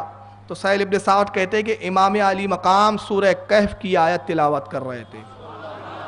ام حسبتا ان لصحاب الکیف والرقیم کانوا من آیاتنا عجبا. یہ سورہ کہف کی آیت ہے, غالباً 9ویں آیت ہے. حفاظ بیٹھے, مجھے آیت تو نہ یاد نہیں, ہاں 9ویں آیت ہے غالباً. اللہ نے یہاں اصحاب کہف کا ذکر کیا. اللہ فرماتا ہے کہ اے محبوب آپ کو معلوم ہوا, ام حسبتا آپ نے جانا, آپ کو معلوم ہوا, انا صحاب الکیف والرقیم جو کھو والے ہیں اور جو جنگل کے کنارے والے ہیں, کانوا من آیاتنا عجبا اللہ کی عجیب نشانیوں میں سے ہے, اللہ کی ایک عظیم نشانی ہے وہ. اصحاب کہف کون تھے؟ کیوں اللہ کی نشانی ہے؟ اللہ کی نشانی اس لیے اللہ فرما رہا ہے کہ یہ عیسیٰ علیہ السلام کے امتی تھے. ان کے زمانے میں ایک بادشاہ دقیانوس, اس خبیث نے دعویٰ کیا میں خدا ہوں, جو مجھے خدا تسلیم نہیں کرے گا قتل کر دوں گا. یہ 5 یا 7 یا 8 یا 13 اختلاف ہے روایتوں میں, زیادہ اتفاق 7 بھائیوں پر. یہ 7 بھائی تھے, ایمان بچانے کی خاطر انہوں نے اپنے شہر سے ہجرت کی کہ اس بکواس نابیکار بادشاہ کو ہم خدا تسلیم نہیں کریں گے, مگر یہاں رہیں گے اور اس کو خدا نہیں مانیں گے, قتل کر دیں گا. جان بچا کر نکل گئے, ہجرت کی. ایک غار کے اندر خو میں انہوں نے پناہ لی. دن میں سوتے ہیں, آرام کرتے ہیں, اور رات کی تاریکی میں چھپ کر سفر کرتے ہیں. جب ایک دوپہر کو یہ آرام کی, اللہ رب العزت کو ان کو نشانی بنانا تھا اور دکھانا تھا لوگوں کو کہ میں قادر ہوں کہ میں جب تک چاہوں سلا دوں, جب چاہوں مردے کو بھی جلا دوں, جب چاہوں زندگی عطا کروں, جب چاہوں زندگی لے لوں. قدرت کا اظہار کرنا تھا. 300 سال یا 350 سال تک سوتے رہے, یا 313 سال سوتے رہے, اتنے سال تک سوتے رہے. اور اس کے بعد جب اٹھے تو قرآن نے اس کا پورا تفصیل سے ذکر کیا. آپس میں کہا ہم کتنے دیر یہاں ٹھہرے, کہا ظہر میں سوئے تھے, عصر میں اٹھ گئے. ان کو لگا کہ ابھی سوئے تھے, ابھی اٹھ گئے تھے. جب بازار گئے تو معلوم ہوا کہ 300 سال کا عرصہ گزر گیا, حکومتیں بدل چکی ہے, وہ ایک تفصیلات ہے. تو ان کا واقعہ عجیب ہے. قرآن کہتا ہے ہماری نشانی ہے. اللہ فرماتا ہے کیوں نشانی ہے؟ 300 سال تک گہری نیند میں بغیر کھائے پیے سوتے رہے, زمانے سے غافل, دنیا سے غافل. سہیل ابن سعد کہتے کہ سر حسین سے میں تلاوت کی آواز سن رہا تھا کہ امام حسین کا سر کہہ رہا تھا کہ اصحاب کہف ہماری عجیب نشانیوں میں سے قرآن کی تلاوت کی. اور اس کے بعد امام حسین اپنا جانب سے ایک جملہ فرماتے ہیں. جملہ کیا ہے؟ عجب من اصحاب الکہف قتلی و حملی. اے لوگوں, اصحاب کہف سے زیادہ تعجب خیز میرا واقعہ ہے. اصحاب کہف سے زیادہ بڑی نشانی اللہ کی میں ہوں. اب کیسے؟ ذرا اس کا تقابل کریں, ایک کمپیریزم کریں ہم. اصحاب کہف نکلے اپنے وطن سے, کس گر سے؟ اپنا ایمان بچانے کے لیے نکلے. مگر امام علی مقام زبان حال سے کہہ رہے اصحاب کہف سے بڑی نشانی میری نشانی ہے, اس لیے کہ یہ اپنا ایمان بچانے کے لیے نکلے. میں اپنا ایمان بچانے کے لیے نہیں, بلکہ امت اور قیامت تک کے مسلمانوں کا ایمان بچانے کے لیے نکلا. یہ تو اپنا ایمان بچانے نکلے ہیں. میرے ایمان پہ کوئی داؤ نہیں تھا, میرے ایمان کوئی خطرے میں نہیں تھا. قیامت تک کی امت رسول کا ایمان خطرے میں تھا. میں نکلا تاکہ قیامت تک کی امتوں کے, رسول اللہ کی آنے والی امتوں کے ایمان کا تحفظ ہو جائے. اصحاب کہف آئے تو غار میں پناہ لی, انہوں نے چھپ گئے, پوشیدہ ہو گئے, اپنے آپ کو چھپایا. امام زبان حال سے کہہ رہے ہیں میں عجیب اس لیے ہوں کہ میں نے پناہ نہیں لی, چھپا نہیں, بلکہ میدان میں آیا, کھلے میدان میں آیا. اصحاب کہف بیدار ہوئے. اصحاب کہف جب نکلے تو اہل بیت ساتھ میں نہیں تھے, تنہا تھے, بیویوں کی فکر نہیں تھی, بچوں کی فکر نہیں تھی. مگر امام علی مقام جب نکلے ہیں تو اپنے خاندان کے ساتھ نکلے. اپنے بعد بیویوں کی بھی فکر ہے, بچوں کی بھی فکر ہے, مگر ان ساری فکروں سے بے نیاز امت محمدیہ کی سب سے زیادہ فکر ہے. میری نشانی عجیب ہے ان سے. 300 سال کے بعد اصحاب کہف بیدار ہوئے. کس عالم میں بیدار ہوئے؟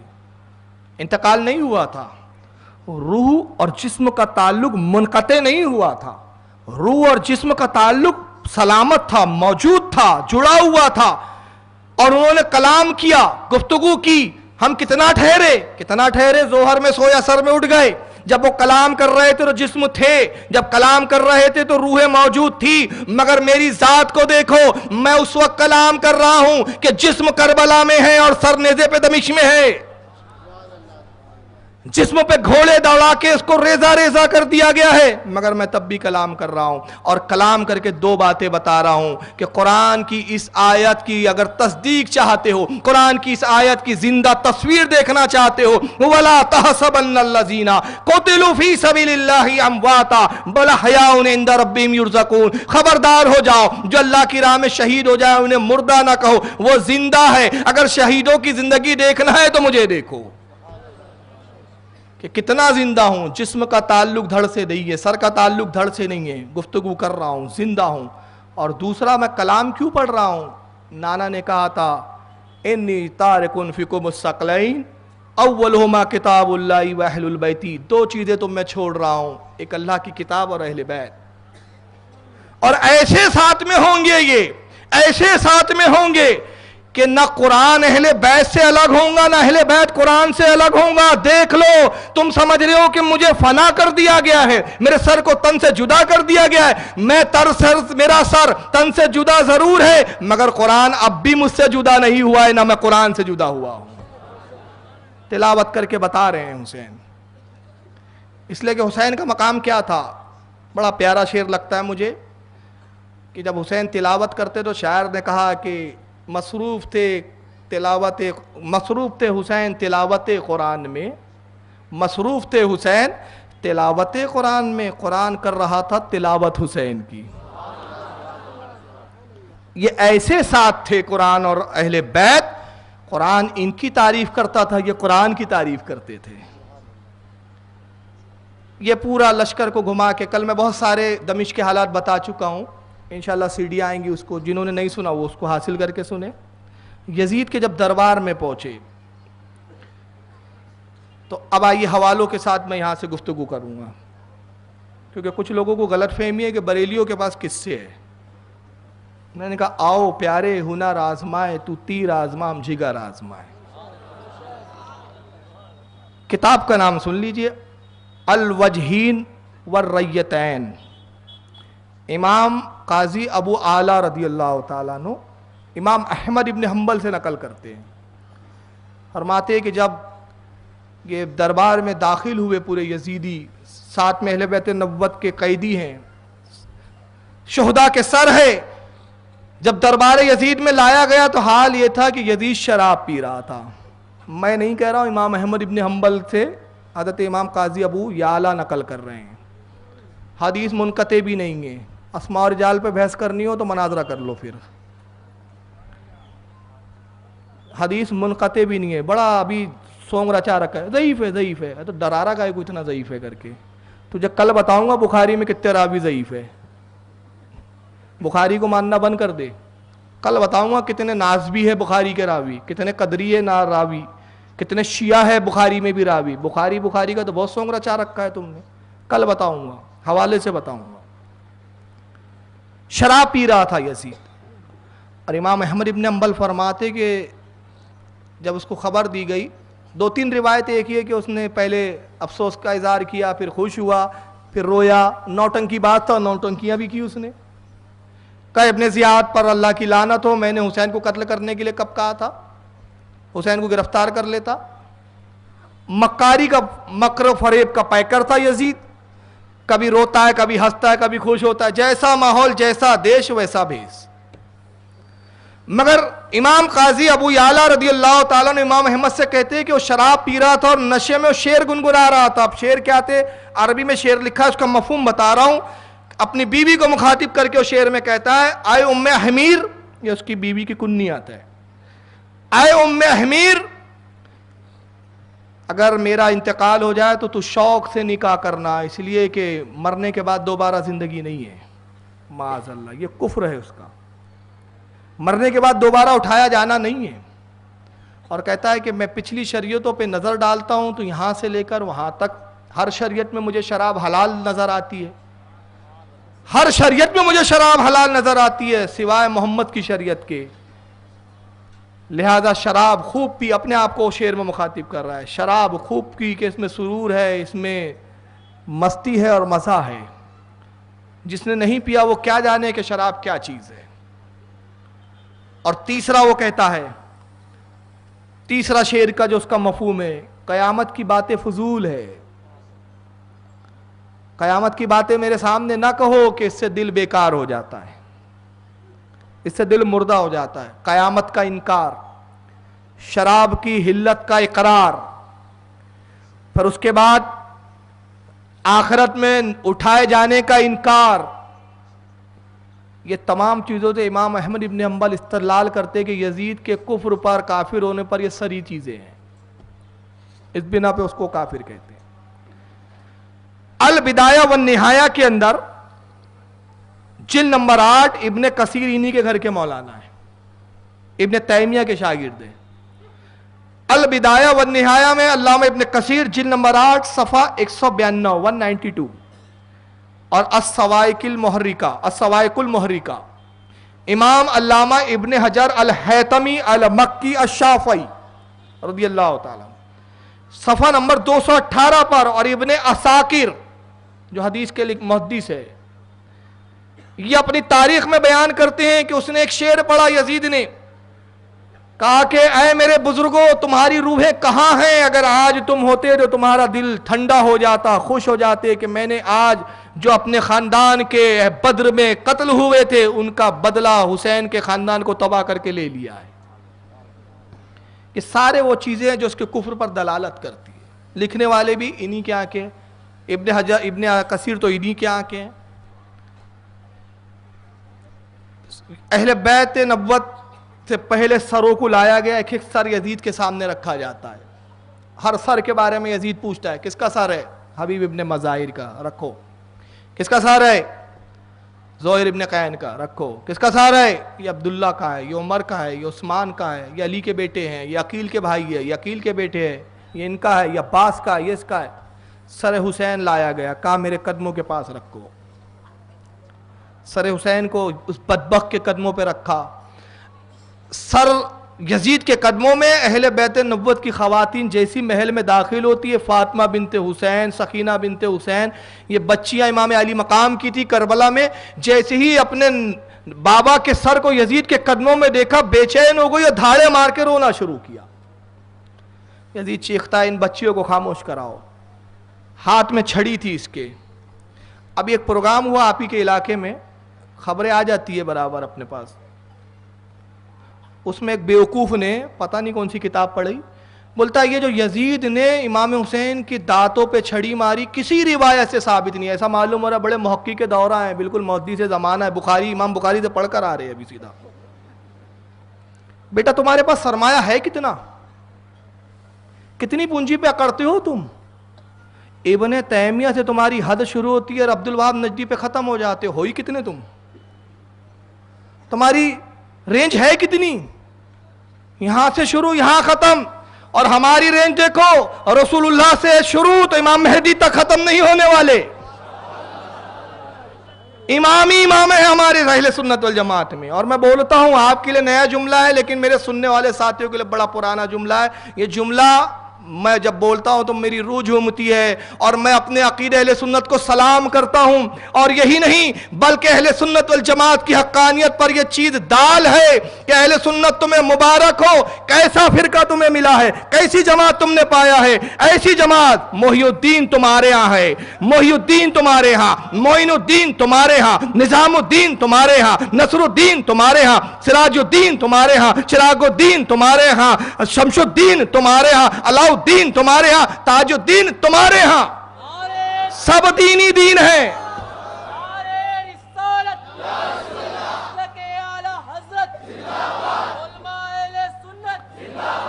یہاں سے لے کر وہاں تک سب دینی دین ہمارے پاس۔ تو دین تو یہاں ہے، جو اس کو چھوڑیں گا تو اس نے دین نہیں چھوڑا تو کیا چھوڑا؟ پھر دین چھوڑا نا، سارا دین یہاں ہے۔ اور پھر دین ہی نہیں، دیکھیے اور کیا ہے، شہید رسول اعظم ہمارے یہاں، شہید اعظم ہمارے یہاں، امام اعظم ہمارے یہاں، غوث اعظم ہمارے یہاں، مجدد اعظم ہمارے یہاں۔ सब आजम ही आजम। इनके यहाँ देवबंद, गंगोहा, पता नहीं, ऐसा लगता संस्कृत के अल्फाज है। थाना भवन, भवन भवानी लगता है, ऐसा लगता भवानी कोई गाली बक रहा है। मगर हमारे यहाँ अजमेर शरीफ, बगदाद शरीफ, कचोचा शरीफ, बरेली शरीफ, सब शरीफ ही शरीफ, बगदाद शरीफ, सब शरीफ। हमारे यहाँ चूंकि शराफत है हम शरीफ, इनके शराफत नहीं है तो देवबंद। अक्ल कुआं भी है बोलते, लीजिए अकल नहीं है और कुआं है वहां पर, मतलब उसी कुएं में अकल है। बहरहाल ये एक थोड़ा सा मैंने तफरी कर दिया आपकी, हालांकि मेरा मिजाज नहीं है लेकिन बात आ गई थी। तो अब उन्होंने इनकार किया, कहा नहीं हुसैन के दांत पर कोई छड़ी उड़ी यजीद ने मारी नहीं मारी, वो इब्ने जियाद के दरबार में हुआ था। अच्छा चलो सुन लो भाई, फिर अलविदाया में तुम्हारे इमाम ने लिखा, इब्ने कसीर ने, अस्सवाइकुल मुहर्रिका में भी लिखा गया इसको, इब्ने असीर ने भी लिखा, तारीख तबरी ने भी लिखा। कितनी किताबों का इनकार करूंगे। कहा इसके सब रावी शिया है। अच्छा मुहक्किक साहब आपको पता चल गया शिया है, इनको नहीं समझ में आए थे बड़े मुहद्दिसों को, आप इनसे बड़े मुहद्दिस है। कितनी किताब लिखी है हदीस की आपने। यजीद बदबख्त ने छड़ी लिया और लबे हुसैन को उठा के दांत पे मारता है, कहता है हुसैन तेरी और मेरी मिसाल अब बराबर बराबर हो गई। और उसके बाद कहता है ये वो हुसैन है जो खिलाफत का दावेदार था, इसका दावा था कि इसकी माँ मेरी माँ से अफजल है, इसका बाप मेरे बाप से अफजल है, इसका नाना मेरे नाना से अफजल है। हुसैन तेरी मेरी मिसाल एक जैसी हो गई। और कि शायर ने कहा, ये यजीद के जुमले है, कहता है कि जो चीज हमारी बात से उसे फैसला ना हो सका, हमारी तलवारों ने फैसला कर दिया। जब वो बदबक अशार कह रहा है और लबे हुसैन पर छड़ी मारता है, बेदबी करता है, अबू बरजा असलमी रदियल्लाहु ताला अन्हु सहाबी रसूल दरबार में मौजूद थे। देखा तो जलाल आया, आंखों में आंसू आए, जब्त ना कर सके, खड़े होते पुरजलाल लब्बुल लहजे में इरशाद फरमाते, खबीस यजीद अपनी छड़ी को लबे हुसैन से हटा, दन्नाने मुबारक से हटा, कसम वहदहू ला शरीक की, इन आंखों ने खुद देखा है कि इन लबों को नबी पाक ने बोसे दिए हैं, अपनी नापाक छड़ी को हटा बदबक। जब आवाज गूंजी दरबार में, यजीद इनकी तरफ देखता है, कौन है ये बूढ़ा।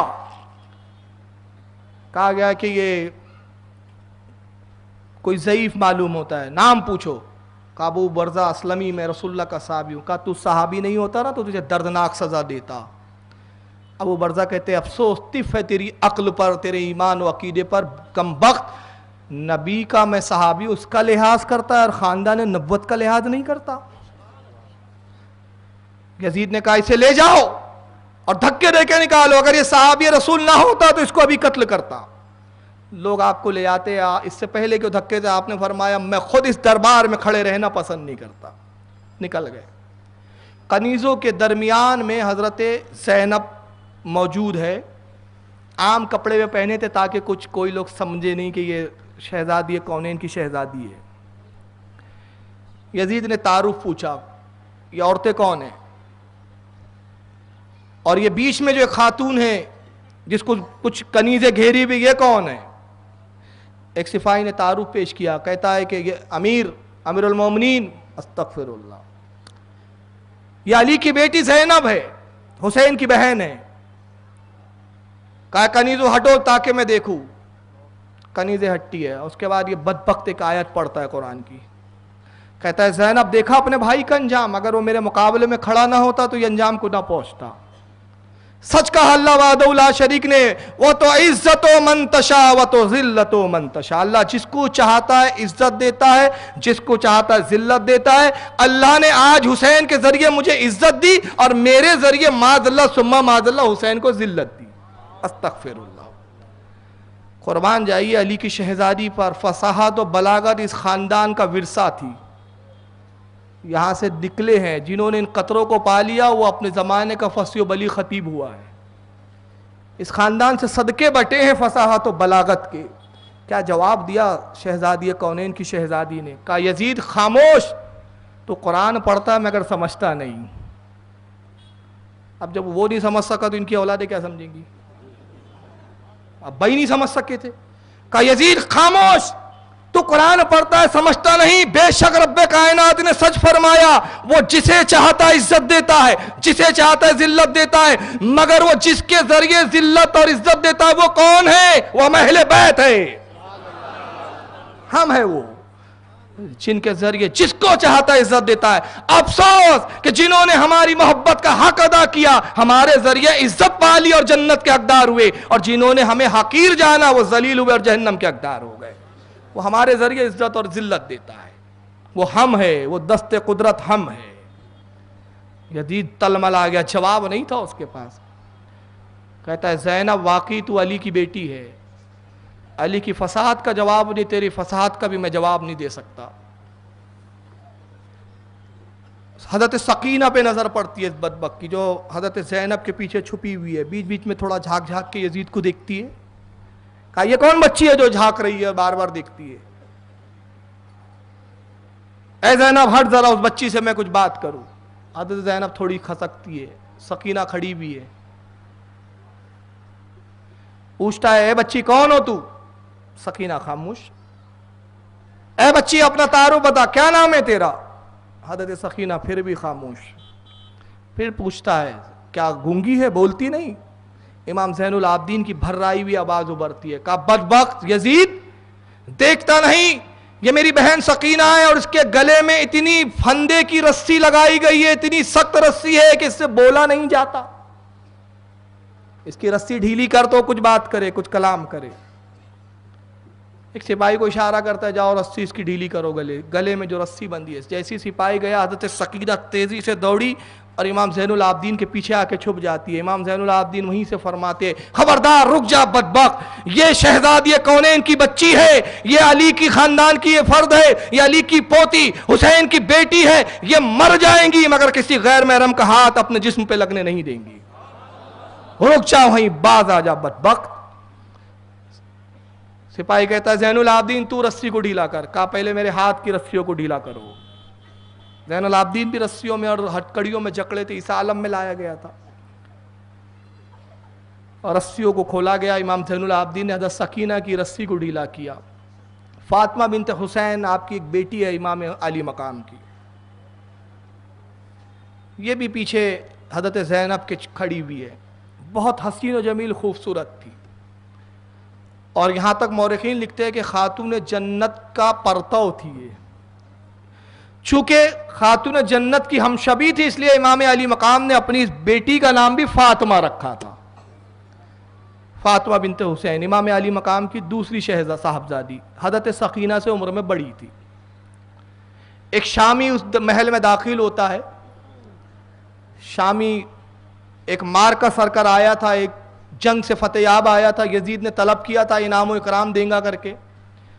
داستان سنانے آیا تھا, خبریں سنانے آیا تھا کہ امیر جو بغاوت شام کے اس علاقے میں ہوئی ہے وہ دبا آیا ہوں, اس شہر کی بغاوت کو ختم کر دیا ہوں. دربار میں کھڑا ہوا تھا اور یہ سب قیدی و ایغرا کا منظر دیکھ رہا تھا.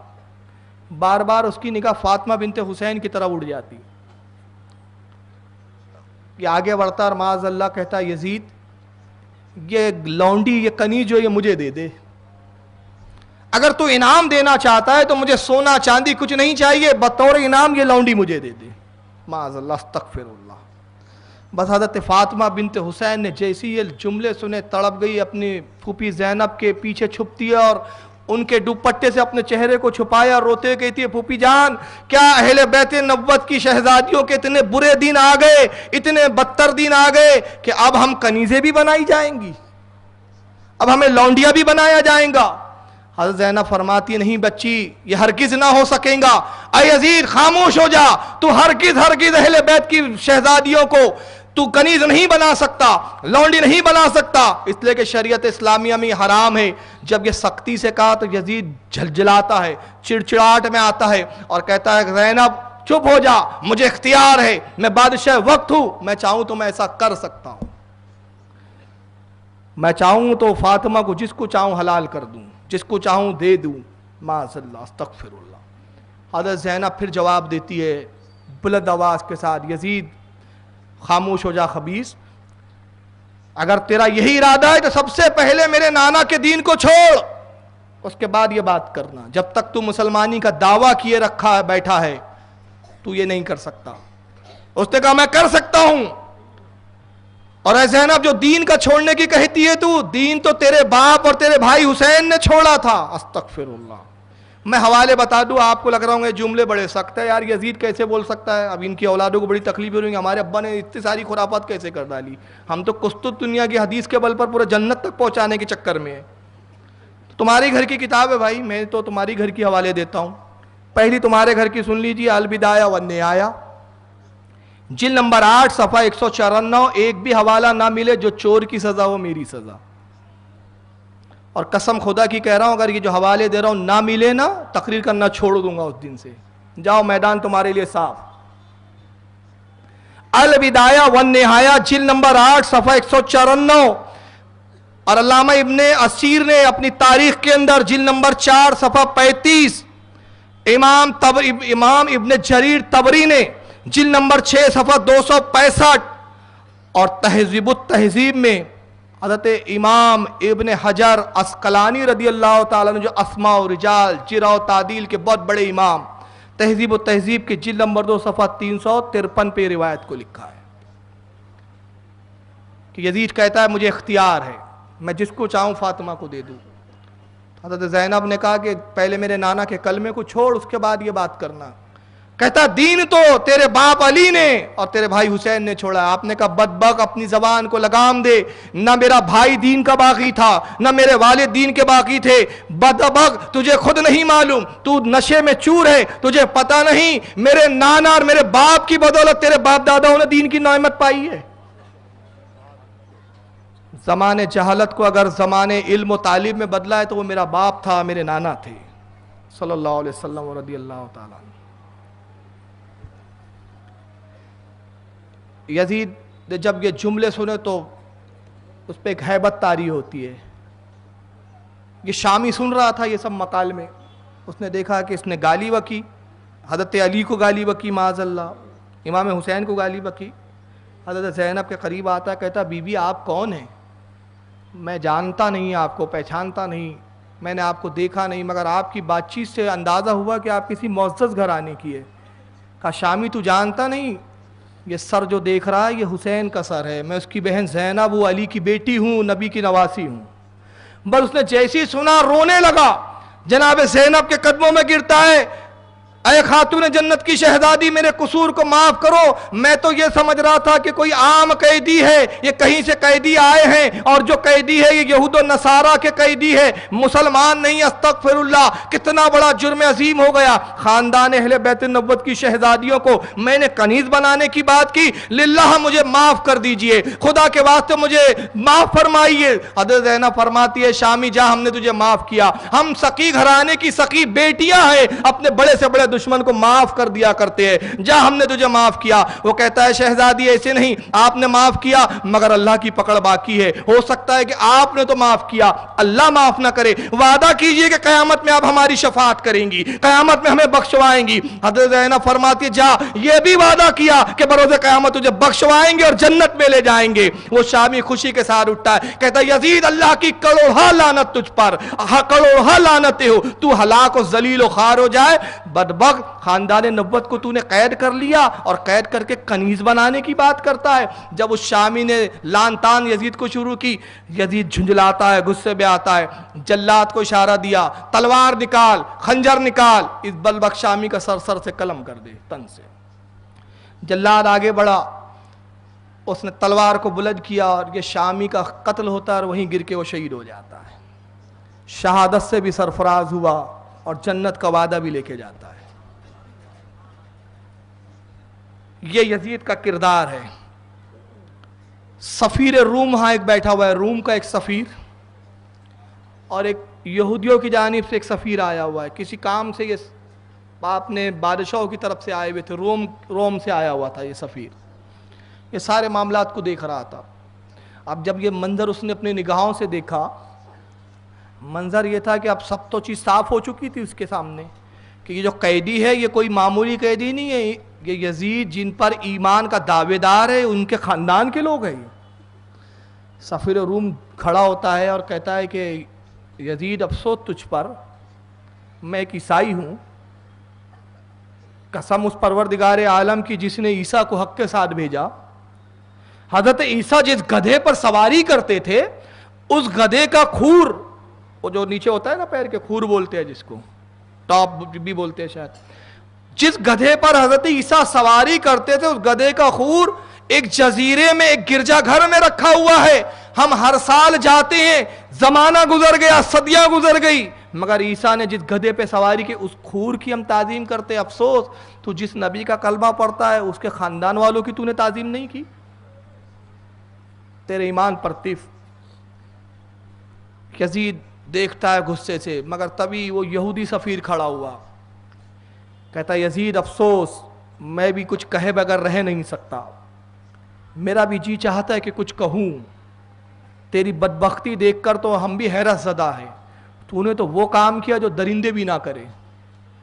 اے یزید میں یہودی ہوں اور جانتا ہے میرا نسب کیا ہے، میں حضرت داؤد علیہ السلام کی نسل سے ہوں، میرے اور داؤد کے درمیان میں 70 نسلوں کا فاصلہ ہے، 70 پشتوں کا فاصلہ ہے، مگر آج بھی قوم یہود میری تعظیم کرتی ہے اس لیے کہ میں اسی خاندان کا ہوں۔ افسوس کہ تیرے نبی اور ان کے درمیان میں 70 نہیں، 72 نہیں، 2 نہیں، 3 نہیں، صرف ایک بھی نسل کا فاصلہ نہیں، یہ تیرے نبی کی بے عینی اولادیں ہیں اور تو نے ان کے ساتھ یہ سلوک کیا۔ یزید غصے میں آ کے کہتا ہے سفیر، اے روم کے سفیر، اے یہودی، قسم خدا کی اگر تو سفیر نہ ہوتا اور آج دودھ نہ ہوتا تو میں تجھے قتل کر دیتا، کیونکہ سفیر کا قتل جائز نہیں، اس لیے میں اپنے ارادے سے باز آتا ہوں، بدبختوں میرے دربار سے نکل جاؤ۔ دربار سے نکالنے کا اشارہ کیا، یہ دونوں سفیر یزید پہ لعن طعن کرتے ہوئے نکل جاتے ہیں۔ امام زین العابدین کو قریب یزید نے بلوایا، امام زین العابدین سے کچھ مکالمے ہوتے ہیں، اس نے قرآن کی ایک آیت پڑھی، مفہوم یہ تھا اس کا، کہتا ہے یزید دیکھو اگر تیرا باپ خود آتا میرے پاس اور میرے ہاتھ میں ہاتھ دے دیتا، عیش و عشرت میں زندگی گزارتا، یہ دن دیکھنے نہ پڑتے۔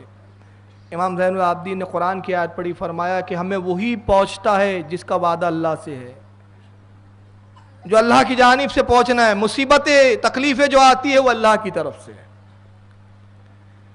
یزید خاموش ہوتا ہے، اس کا بیٹا خالد کھڑا ہوا ہے، یہ بدبخت تھا، ایک بیٹا معاویہ ہے جو نیک سیرت تھا، یزید کے بعد تخت پہ بیٹھا، 3 دن کے بعد تخت سے اتر گیا، کہا اس تخت پہ میں بیٹھنا پسند نہیں کرتا جس کے پائے امام حسین کے خون سے سینچے گئے، گوشہ نشین ہو گیا۔ مگر یہ خالد یزید کا بدبخت بیٹا تھا۔ خالد کھڑا ہوا ہے، اپنے باپ یزید سے کہتا ہے، یہ باپ امیر المومنین، یہ زین العابدین ہے، علی کا پوتا ہے، حسین کا بیٹا ہے، اس سے گفتگو نہ کرو کہ یہ بھی اپنی فصاحت و بلاغت کے تیر سینے میں چبھوئیں گا۔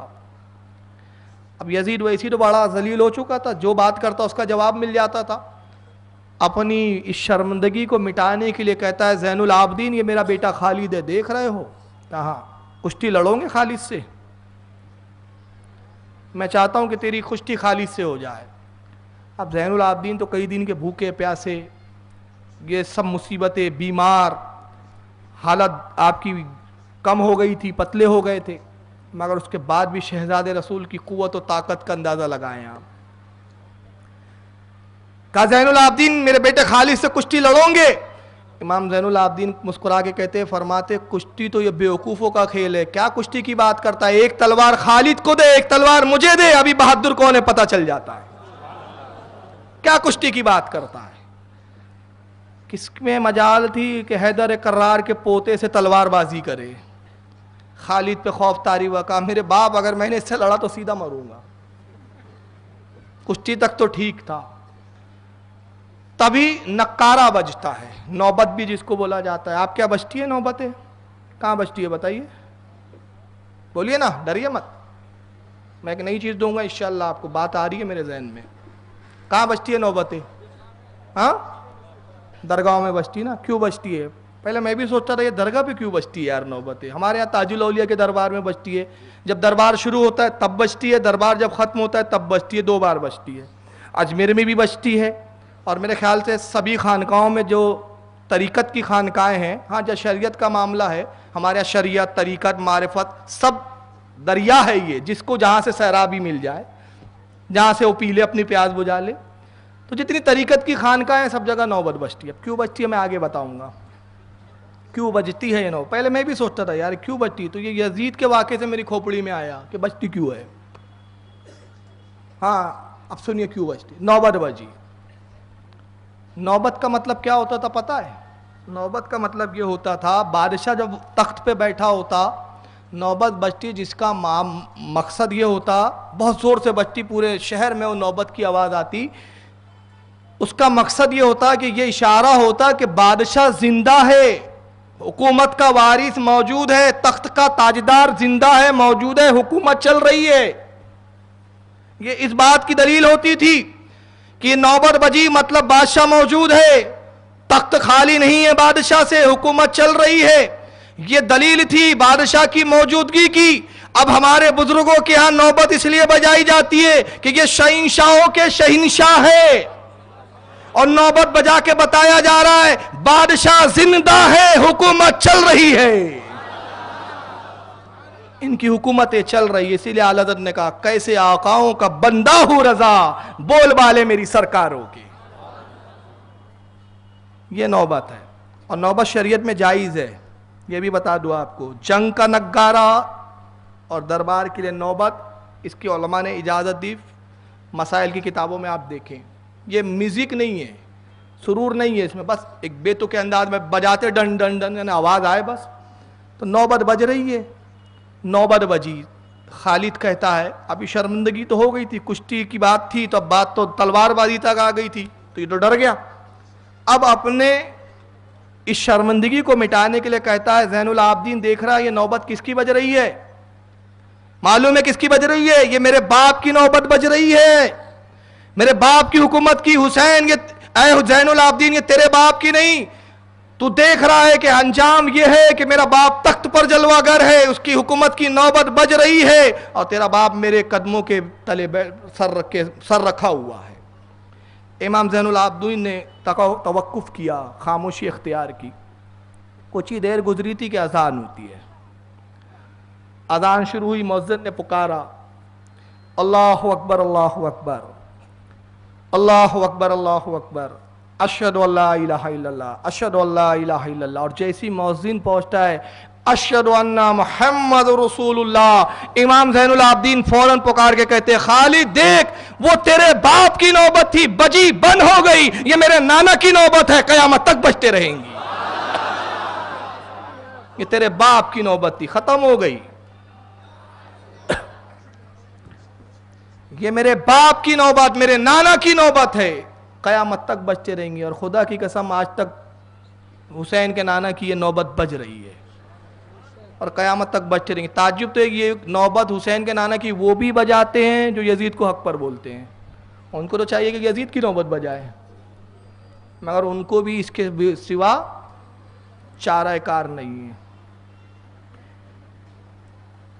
اس کے بعد امام زین العابدین سے کہتے ہیں کہ جمعے کا دن تھا, دوسرے دن مجھے خطبہ دینے کی اجازت دے, مجھے اجازت دے کہ میں خطبہ پڑھوں کل. کچھ دیر یزید نے سوچا, نہ جانے کیا سوچا, کہا اچھا ٹھیک ہے زین العابدین کل تجھے خطبے کی اجازت. شہر میں یہ بات پھیل چکی تھی کہ امام زین العابدین شہزادہ حسین خطبہ دینے والے ہیں. پوری مسجد دمشق کی جامع مسجد کھچا کھچ بھری ہوئی ہے, یزید بھی پہلی صف میں بیٹھا ہوا ہے. امام زین العابدین ممبر پہ تشریف لاتے ہیں, اور ممبر پہ جب تشریف لائے حمد و ثنا بیان کی, پروردگار عالم کی حمد بیان کی, نبی پاک صلی اللہ علیہ وسلم اور اپنے خاندان اپنے آل پر درود شریف پڑھا. اور اس کے بعد آپ خطاب شروع کرتے ہیں, اے اہل دمشق, اے اہل شام, تم میں سے جو مجھے جانتا ہے وہ جانتا ہے, جو نہیں جانتا وہ اب جان لے. میں علی ابن حسین ہوں, جسے زین العابدین کہا جاتا ہے. نام علی تھا حضرت کا, امام زین العابدین کا اصلی نام علی. امام حسین نے اپنے والد کے نام پر علی رکھا تھا ان کا نام. میں علی ابن حسین ہوں, جو مجھے جانتا ہے جانتا ہی ہے, جو نہیں جانتا وہ بھی جان لے. میں حسین کا شہزادہ ہوں. مجھے بتاؤ کس قصور میں میرے والد کو شہید کیا گیا, کس قصور میں میرے خاندان کی خواتینوں کے ہاتھوں میں رسیاں باندھی گئی، زنجیروں میں جکڑا گیا؟ بتاؤ حسین نے کس کا خون بہایا تھا، کس کا قتل کیا تھا، کہ جرم یہ کیا گیا؟ امام علی مقام نے جب داستان کربلا سنانی شروع کی، اور جب داستان کربلا آپ شروع کرتے ہیں، حال یہ ہوا کہ پوری دمشق کی جامع مسجد میں ایک آؤ فگا کا بازار بلند ہوتا ہے، ایک نالا بلند ہوتا ہے، پوری مسجد میں لوگ رونے لگے۔ یزید نے دیکھا کہ سب رو رہے ہیں، سب کا حال بدتر ہے۔ بعض کا تو یہ حال تھا، راوی کہتے کہ انہوں نے کپڑے پھاڑ لیے، ادھر ادھر مچل رہے ہیں، ادھر ادھر گر رہے ہیں، پڑ رہے ہیں، کسی کا ہوش نہیں۔ یہ حالت تھا کہ امام زین العابدین کے خطبے کی سننے کی تاب نہ تھی۔ داستان کربلا جب انہوں نے چشمدید گواہ امام زین العابدین کی زبان سے سنا، بے قابو ہو گئے۔ یزید گھبرایا، اگر یہی حال رہا کہیں ایسا نہ ہو کہ یہ زین العابدین کے خطبے کا یہ اثر پڑے کہ یہ سب کے سب کھڑے ہو جائیں اور اسی وقت مجھے قتل نہ کر دے۔ اس نے فوراً مؤذن کو اشارہ کیا، اذان پکار، فوراً اذان دے۔ اس نے اذان دینا شروع کیا۔ جب اس نے جیسی اذان دینا شروع کیا تو امام رک گئے، خطبہ موقوف کر دیا، کیونکہ اذان کا احترام تھا۔ مؤذن نے پکارا، اللہ اکبر اللہ اکبر۔ امام زین العابدین خاموش تھے۔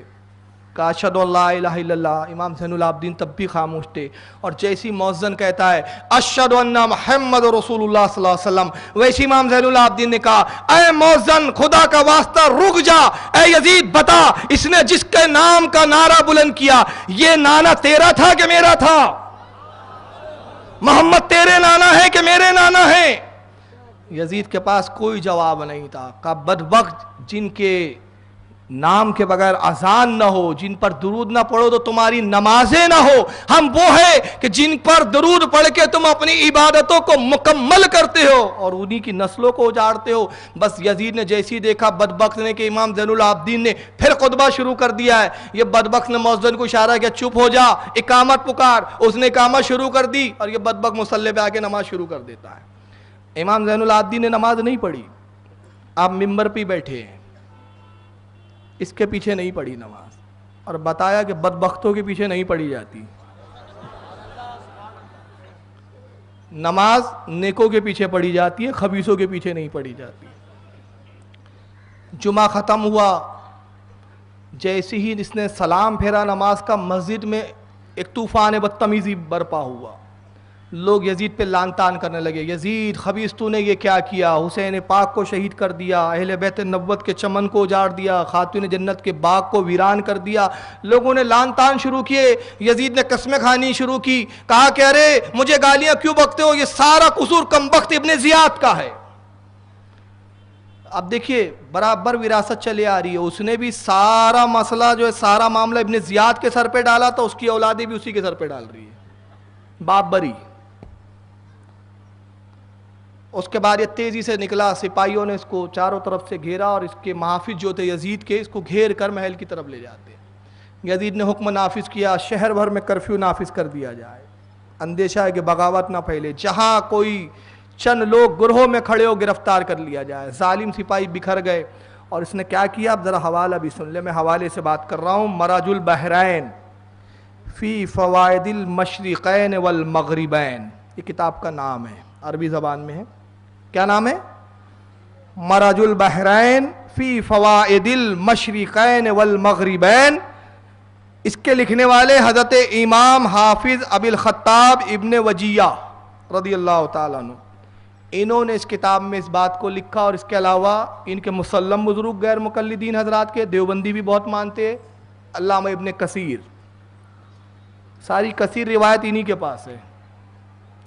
ابن کثیر نے البدایہ والنہایہ جلد نمبر 8 صفحہ 158 پہ 98 پر لکھا کہ دربار میں آنے کے بعد کرفیو نافذ، اور اس کے بعد کیا کیا ابن زیاد، اس نے خبیث یزید نے سر حسین کو اپنے قلعے کے دروازے پہ لٹکا دیا۔ 1 ماہ تک سر حسین لٹکتا رہا، 1 ماہ تک۔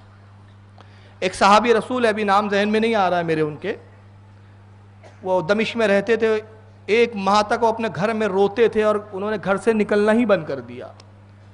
لوگ جاتے ہیں کہ صحابی رسول آپ نے اپنی زیارت سے ہمیں کیوں محروم کر رکھا ہے؟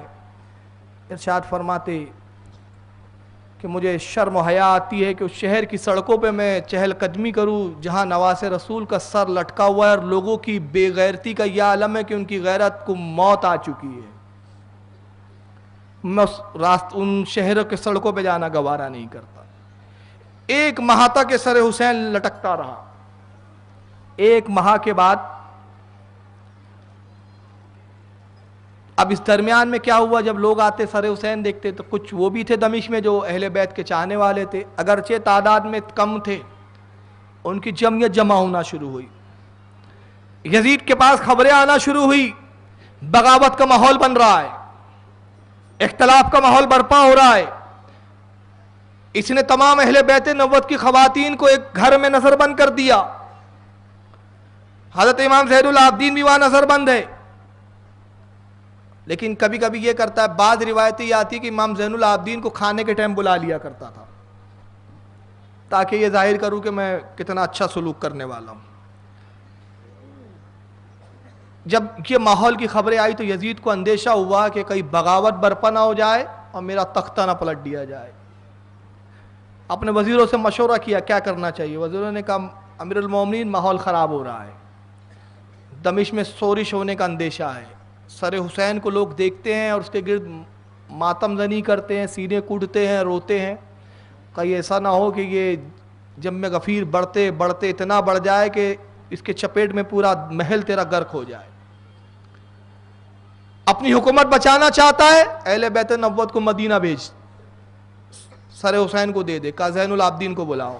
دربار بھرایا، دربار بھرتا ہے، زین العابدین کو بلایا گیا۔ زین العابدین کوئی خواہش ہو تو بیان کرو، میں چاہتا ہوں تجھے اور تیرے خاندان والوں کو مدینہ واپس بھیج دوں۔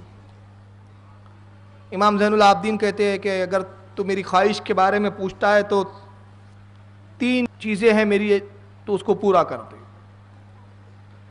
3 مطالبات میں تجھ سے کرتا ہوں۔ کہا زین العابدین پوچھو کیا مطالبات ہے؟ کہا پہلا یہ کہ جو میرے والد میرے بابا امام حسین کا قاتل ہے، اس قاتل کو میرے حوالے کر تاکہ اپنی تلوار سے اس کا سر قلم کر کے انتقام کی پیاس کو بجھاؤں۔ یزید کہتا ہے یہ میں نہیں کر سکتا۔ دوسری شرط، کہا دوسری ہے کہ شہداء کے سر میرے بابا کے سر سمیت میرے حوالے کر۔ کہا ٹھیک ہے منظور ہے۔ اور کہا تیسری شرط کیا ہے، تیسرا مطالبہ کیا ہے؟ کہا تیسرا مطالبہ یہ ہے کہ عامر ابن سعد کے سپاہیوں نے جو دمشق تک ساتھ میں بھی آئے ہیں، انہوں نے ہمارے اسباب کو لوٹے، ہمارے سامانوں کو لوٹا۔ ہم وہ سامان تو نہیں چاہتے، مگر اس میں ایک بڑی قیمتی چیز ہے جو ہمارے نزدیک ہمارے پیش نظر اس کی بڑی اہمیت ہے، بڑی اہمیت کی حامل ہے، وہ چیز ہمیں لوٹا دے۔ کہا وہ کون سی چیز ہے؟ کیا کوئی سونا وغیرہ کا ہار وغیرہ کچھ ہے؟ کہا نہیں، بلکہ وہ ہماری دادی خاتون جنت کے ہاتھ کی بندی ہوئی چادر ہے جو انہوں نے اپنے بیٹے حسین کو دیا تھا۔ وہ کربلا امام حسین آئے تھے اس کو اوڑھ کر، تیرے بدبخت یزیدیوں نے اس کو چھین لیا ہے، وہ چادر ہمیں دے دے۔ کہا اچھا ٹھیک ہے منظور ہے۔ سپاہیوں پتہ لگاؤ کس کے پاس چادر ہے۔ معلوم کیا گیا، چادر لوٹائی گئی، سر حسین اور شہداء کے سر دے دیے گئے۔ اس کے بعد اس نے زبردستی کچھ انعام و اکرام دینا چاہا، لیکن امام زین العابدین نے انکار کیا، تو اس نے زبردستی کچھ سونا اور کچھ چاندی وغیرہ کے سکے اور کچھ زیورات وغیرہ ان کے ساتھ لشکر کے ساتھ کر دیے۔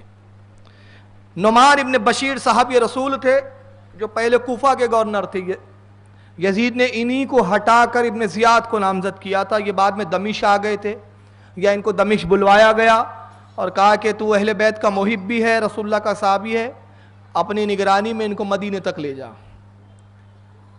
اس سلوک کے تعلق سے ابن اسیر اور امام طبری رحمۃ اللہ تعالیٰ علیہ نقل کرتے ہیں کہ حضرت سکینہ فرمایا کرتی تھی، اب یہ حضرت سکینہ کے جملے سنیں، اب جس کو اہل بیت نبوت نے فتویٰ دیا ہو ہمارے فتویٰ دینے کی ضرورت نہیں۔ درود شریف پڑھے، اللہم صلی علی سیدنا مولانا محمد عدد ما فی علم اللہ صلاۃ دائمۃ بدوام۔ جس کو اہل بیت نبوت نے فتویٰ دیا ہو اب ہمیں فتوے دینے کی ضرورت نہیں۔ امام ابن جریر طبری جلد نمبر 6 صفحہ 265 پر، امام ابن اسیر جلد نمبر 4 صفحہ 36 پر لکھتے ہیں کہ حضرت سکینہ بنت حسین رضی اللہ تعالیٰ عنہ کہا کرتی تھی، ما رأیت رجولا کافرا باللہ خیرا من یزید۔ وہ کہتی ہے قسم پروردگار کی، میں نے یزید سے بہتر اب دیکھیں جملہ سنیں، ما رأیتا، میں نے کسی کو نہیں دیکھا، رجولن کافرن باللہ، جو اللہ کے ساتھ کفر تو کرتا تھا، کافر تو تھا، میں نے ایسے کسی کافر شخص کو یزید سے بہتر نہیں دیکھا جو اچھا سلوک کر رہا تھا۔ یعنی وہ کیا کہہ رہی ہیں؟ یزید حقیقت میں کیا تھا؟ کافر، مگر اتنا بدبخت بدترین کافر ہونے کے بعد بھی اس نے سلوک یہ اچھا کیا کہ ہمیں مدینے کی طرف واپس جانے کی اجازت دے دی۔ تو جس کو شہزادی کونین کی شہزادی نے، امام علی مقام کی شہزادی نے کافر کہا ہو، اب اگر کوئی سنی جماعت کے علماء کافر کہہ دے تو پیٹ میں کیوں درد ہوتا ہے بھائی؟ کہ یزید ہمارے ابا جان کی توہین مت کیجیے۔ امام ابو حنیفہ خاموش ہے، میں نے کہا خاموش ہے نا، مسلمان تھوڑی بول رہے ہیں، خاموش ہونا اور ہوتا ہے، مسلمان بولنا اور ہوتا ہے۔ خاموش کیوں ہو تو کل بتاؤں گا میں کہ وہ کیوں خاموش ہے۔ اور اعلیٰ حضرت کیا فرماتے ہیں؟ اعلیٰ حضرت نے امام ابو حنیفہ رضی اللہ تعالیٰ عنہ کی خاموشی کا مطلب بتایا کہ خاموش کس کو رہنا چاہیے اور کس کو نہیں رہنا چاہیے۔ علماء کی دو کیٹیگریاں ہیں، علماء متکلمین، علماء محتاطین۔ متکلمین ظاہر پر حکم لگاتے ہیں، محتاطین بہت تحقیق کے بعد حکم لگاتے ہیں۔ اعلیٰ حضرت فرماتے ہیں، کیونکہ اعلیٰ حضرت علماء محتاطین میں فرماتے ہیں اسماعیل دہلوی کا حکم میرے نزدیک یزید کی طرح ہے۔ اسماعیل دہلوی میرے نزدیک یزید کی طرح ہے۔ بعض نے کافر کہا، بعض نے خاموشی کی۔ اگر کوئی اسماعیل دہلوی کو کافر کہے میرے سامنے، میں اس کو روکوں گا نہیں اور خود کہوں گا نہیں۔ کہوں گا اس لیے نہیں کہ میں محتاطین کی کیٹیگری میں آتا ہوں، علماء محتاطین میں میرا شمار ہے۔ روکوں گا اس لیے نہیں، جو بول رہا ہے وہ علماء محتاطین تھوڑی ہے، تو بنداز بول۔ تو ہمارا امام خاموش ہے، اس کے مقلد بنداز بولتے ہیں۔ ہمارے امام نے اجازت دی ہم کو، کیونکہ ہم علماء محتاطین میں نہیں آتے، ہم تو عوام ہیں۔ اور ہمارے نزدیک تو امام حنبل کا قول پیش نظر ہے، ہم کہتے ہیں واقعی ایسا بدترین انسان کافر ہی ہونا چاہیے۔ اور امام ابو حنیفہ خاموش کیوں ہے؟ انہیں معلوم ہے میں جو بولتا ہوں وہ قول نہیں ہوتا، وہ مذہب بنتا ہے۔ تو میرا قول مذہب ہے، اور جب مذہب ہے تو مذہب بہت پختہ بنیادوں پر بنایا جاتا ہے۔ ان کے نزدیک جو راوی آئے، کیونکہ امام ابو حنیفہ کوفہ میں تھے، کوفہ کے راوی سارے شیعہ تھے، انہوں نے ان راویوں پہ اعتماد نہیں کیا۔ مگر امام احمد بن حنبل کوفہ کے نہیں تھے، وہ مصر کے تھے اور دوسرے مقامات کے تھے، ان کے پاس جو راوی آئے وہ معتبر تھے۔ تو امام حنبل نے کہا کافر، امام نے کہا خاموش، ڈاؤٹ فل راوی ہے، ڈاؤٹ کی بنا پہ خاموش اختیار کی، لیکن مسلمان نہیں کہا۔ تو تم تو جنتی میں پہنچا دے رہے ہو یار ڈائریکٹ، اور جبکہ فیصلہ تو اعلیٰ حضرت نے کر دیا، تم اس کو کیا جنت میں پہنچاؤں گے؟ ارے تمہارا جانا محال ہے، تم اس کو کیا پہنچاؤں گے؟ تمہارا جانا محال ہے، ناممکن نہیں کہہ رہا ہوں میں، محال ناممکن سے بڑا ہوتا ہے۔ تمہارا جانا محال ہے، کیوں؟ کیونکہ امام نے ہمارے فیصلہ سنا دیا، تجھ سے اور جنت سے کیا مطلب؟ آپ ہی بول دیجئے، ارے تجھ سے اور جنت سے کیا مطلب؟ کہاں جنت کہاں تو؟ کوئی تال میل ہے تیرا؟ کوئی تال میل نہیں ہے۔ تجھ سے اور جنت سے کیا مطلب؟ وہابی دور ہو۔ اور میں کہتا ہوں جن کو ڈر لگتا ہے وہ پڑھتے منافق دور ہو، تو پڑھتے کائی کو یار جب اتنے ڈرتے ہو تو؟ ارے اعلیٰ حضرت نے وہابی لکھا تو وہابی بولنا بھائی، کائی کو ڈر رہا؟ منافق دور ہو، منافق دور ہو۔ ارے کائی کا منافق دور ہو؟ تجھ سے اور جنت سے کیا مطلب؟ وہابی دور ہو، ہم رسول اللہ کی جنت، رسول اللہ کی۔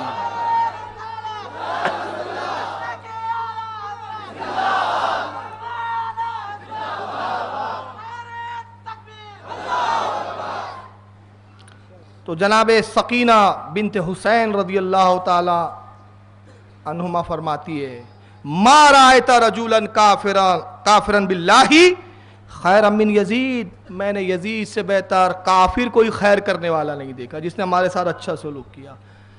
اس نے بشیر بن نعمان کے ہاتھوں ان کی نگرانی میں ان کو بھیجا۔ یہ قافلہ جب مدینے گیا تو بڑا عجیب منظر تھا۔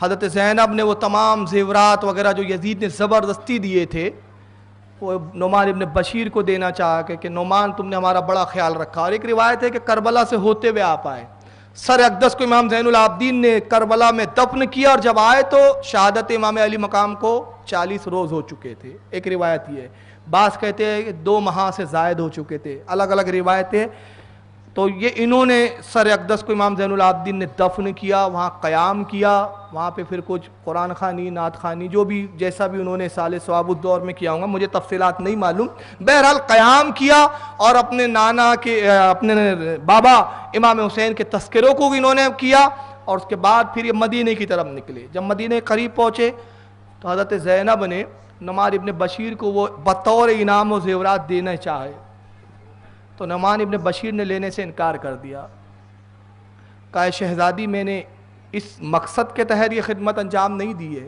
کہ دنیا کی دولت لوں۔ کہا نعمان پھر کیا چاہتے ہو؟ آج ہمارے پاس اس کے سوا کچھ نہیں ہے تمہیں دینے کے لیے۔ کہا شہزادی وعدہ کیجئے کہ جو کچھ میں نے خدمت انجام دی اگر آپ اس سے خوش ہیں تو قیامت میں اپنے نانا کی شفاعت کروا دیجئے گا۔ شہزادی نے وعدہ کیا۔ مدینے جب آئیے تو رسول اللہ کے روضے پر جو دردناک انداز میں انہوں نے روداد بیان کی، مورخ کا قلم لڑکھڑا گیا ہے اس منظر کو منظر کشی کرتے وقت۔ کس حال میں انہوں نے اپنے نانا کی قبر مبارک پر کربلا کے حالات سنائے ہوں گے، وہ تو نانا ہی جانتا ہے اور یہ بیان کرنے والے جانتے ہیں۔ اللہ تعالیٰ سے دعا ہے کہ مالک کائنات ہمیں امام علی مقام کا سچا محب بنائے اور ان کے نقش قدم پہ چلنے کی توفیق عطا فرمائے۔ جب تک دنیا میں ہم اہل بیت اطہار کے گن گاتے رہے اور ان کے دشمنوں سے بیزاری کا اظہار کرتے رہے، وما علینا الا البلاغ المبین۔ کل تھوڑا جلدی آ جائیں، کوشش کی جائیں گی انشاءاللہ کہ کل 8:30 بجے پروگرام شروع کر دیا جائے، کیونکہ کل کی تفصیلات کچھ زیادہ ہے، تو کل تشریف لائیں۔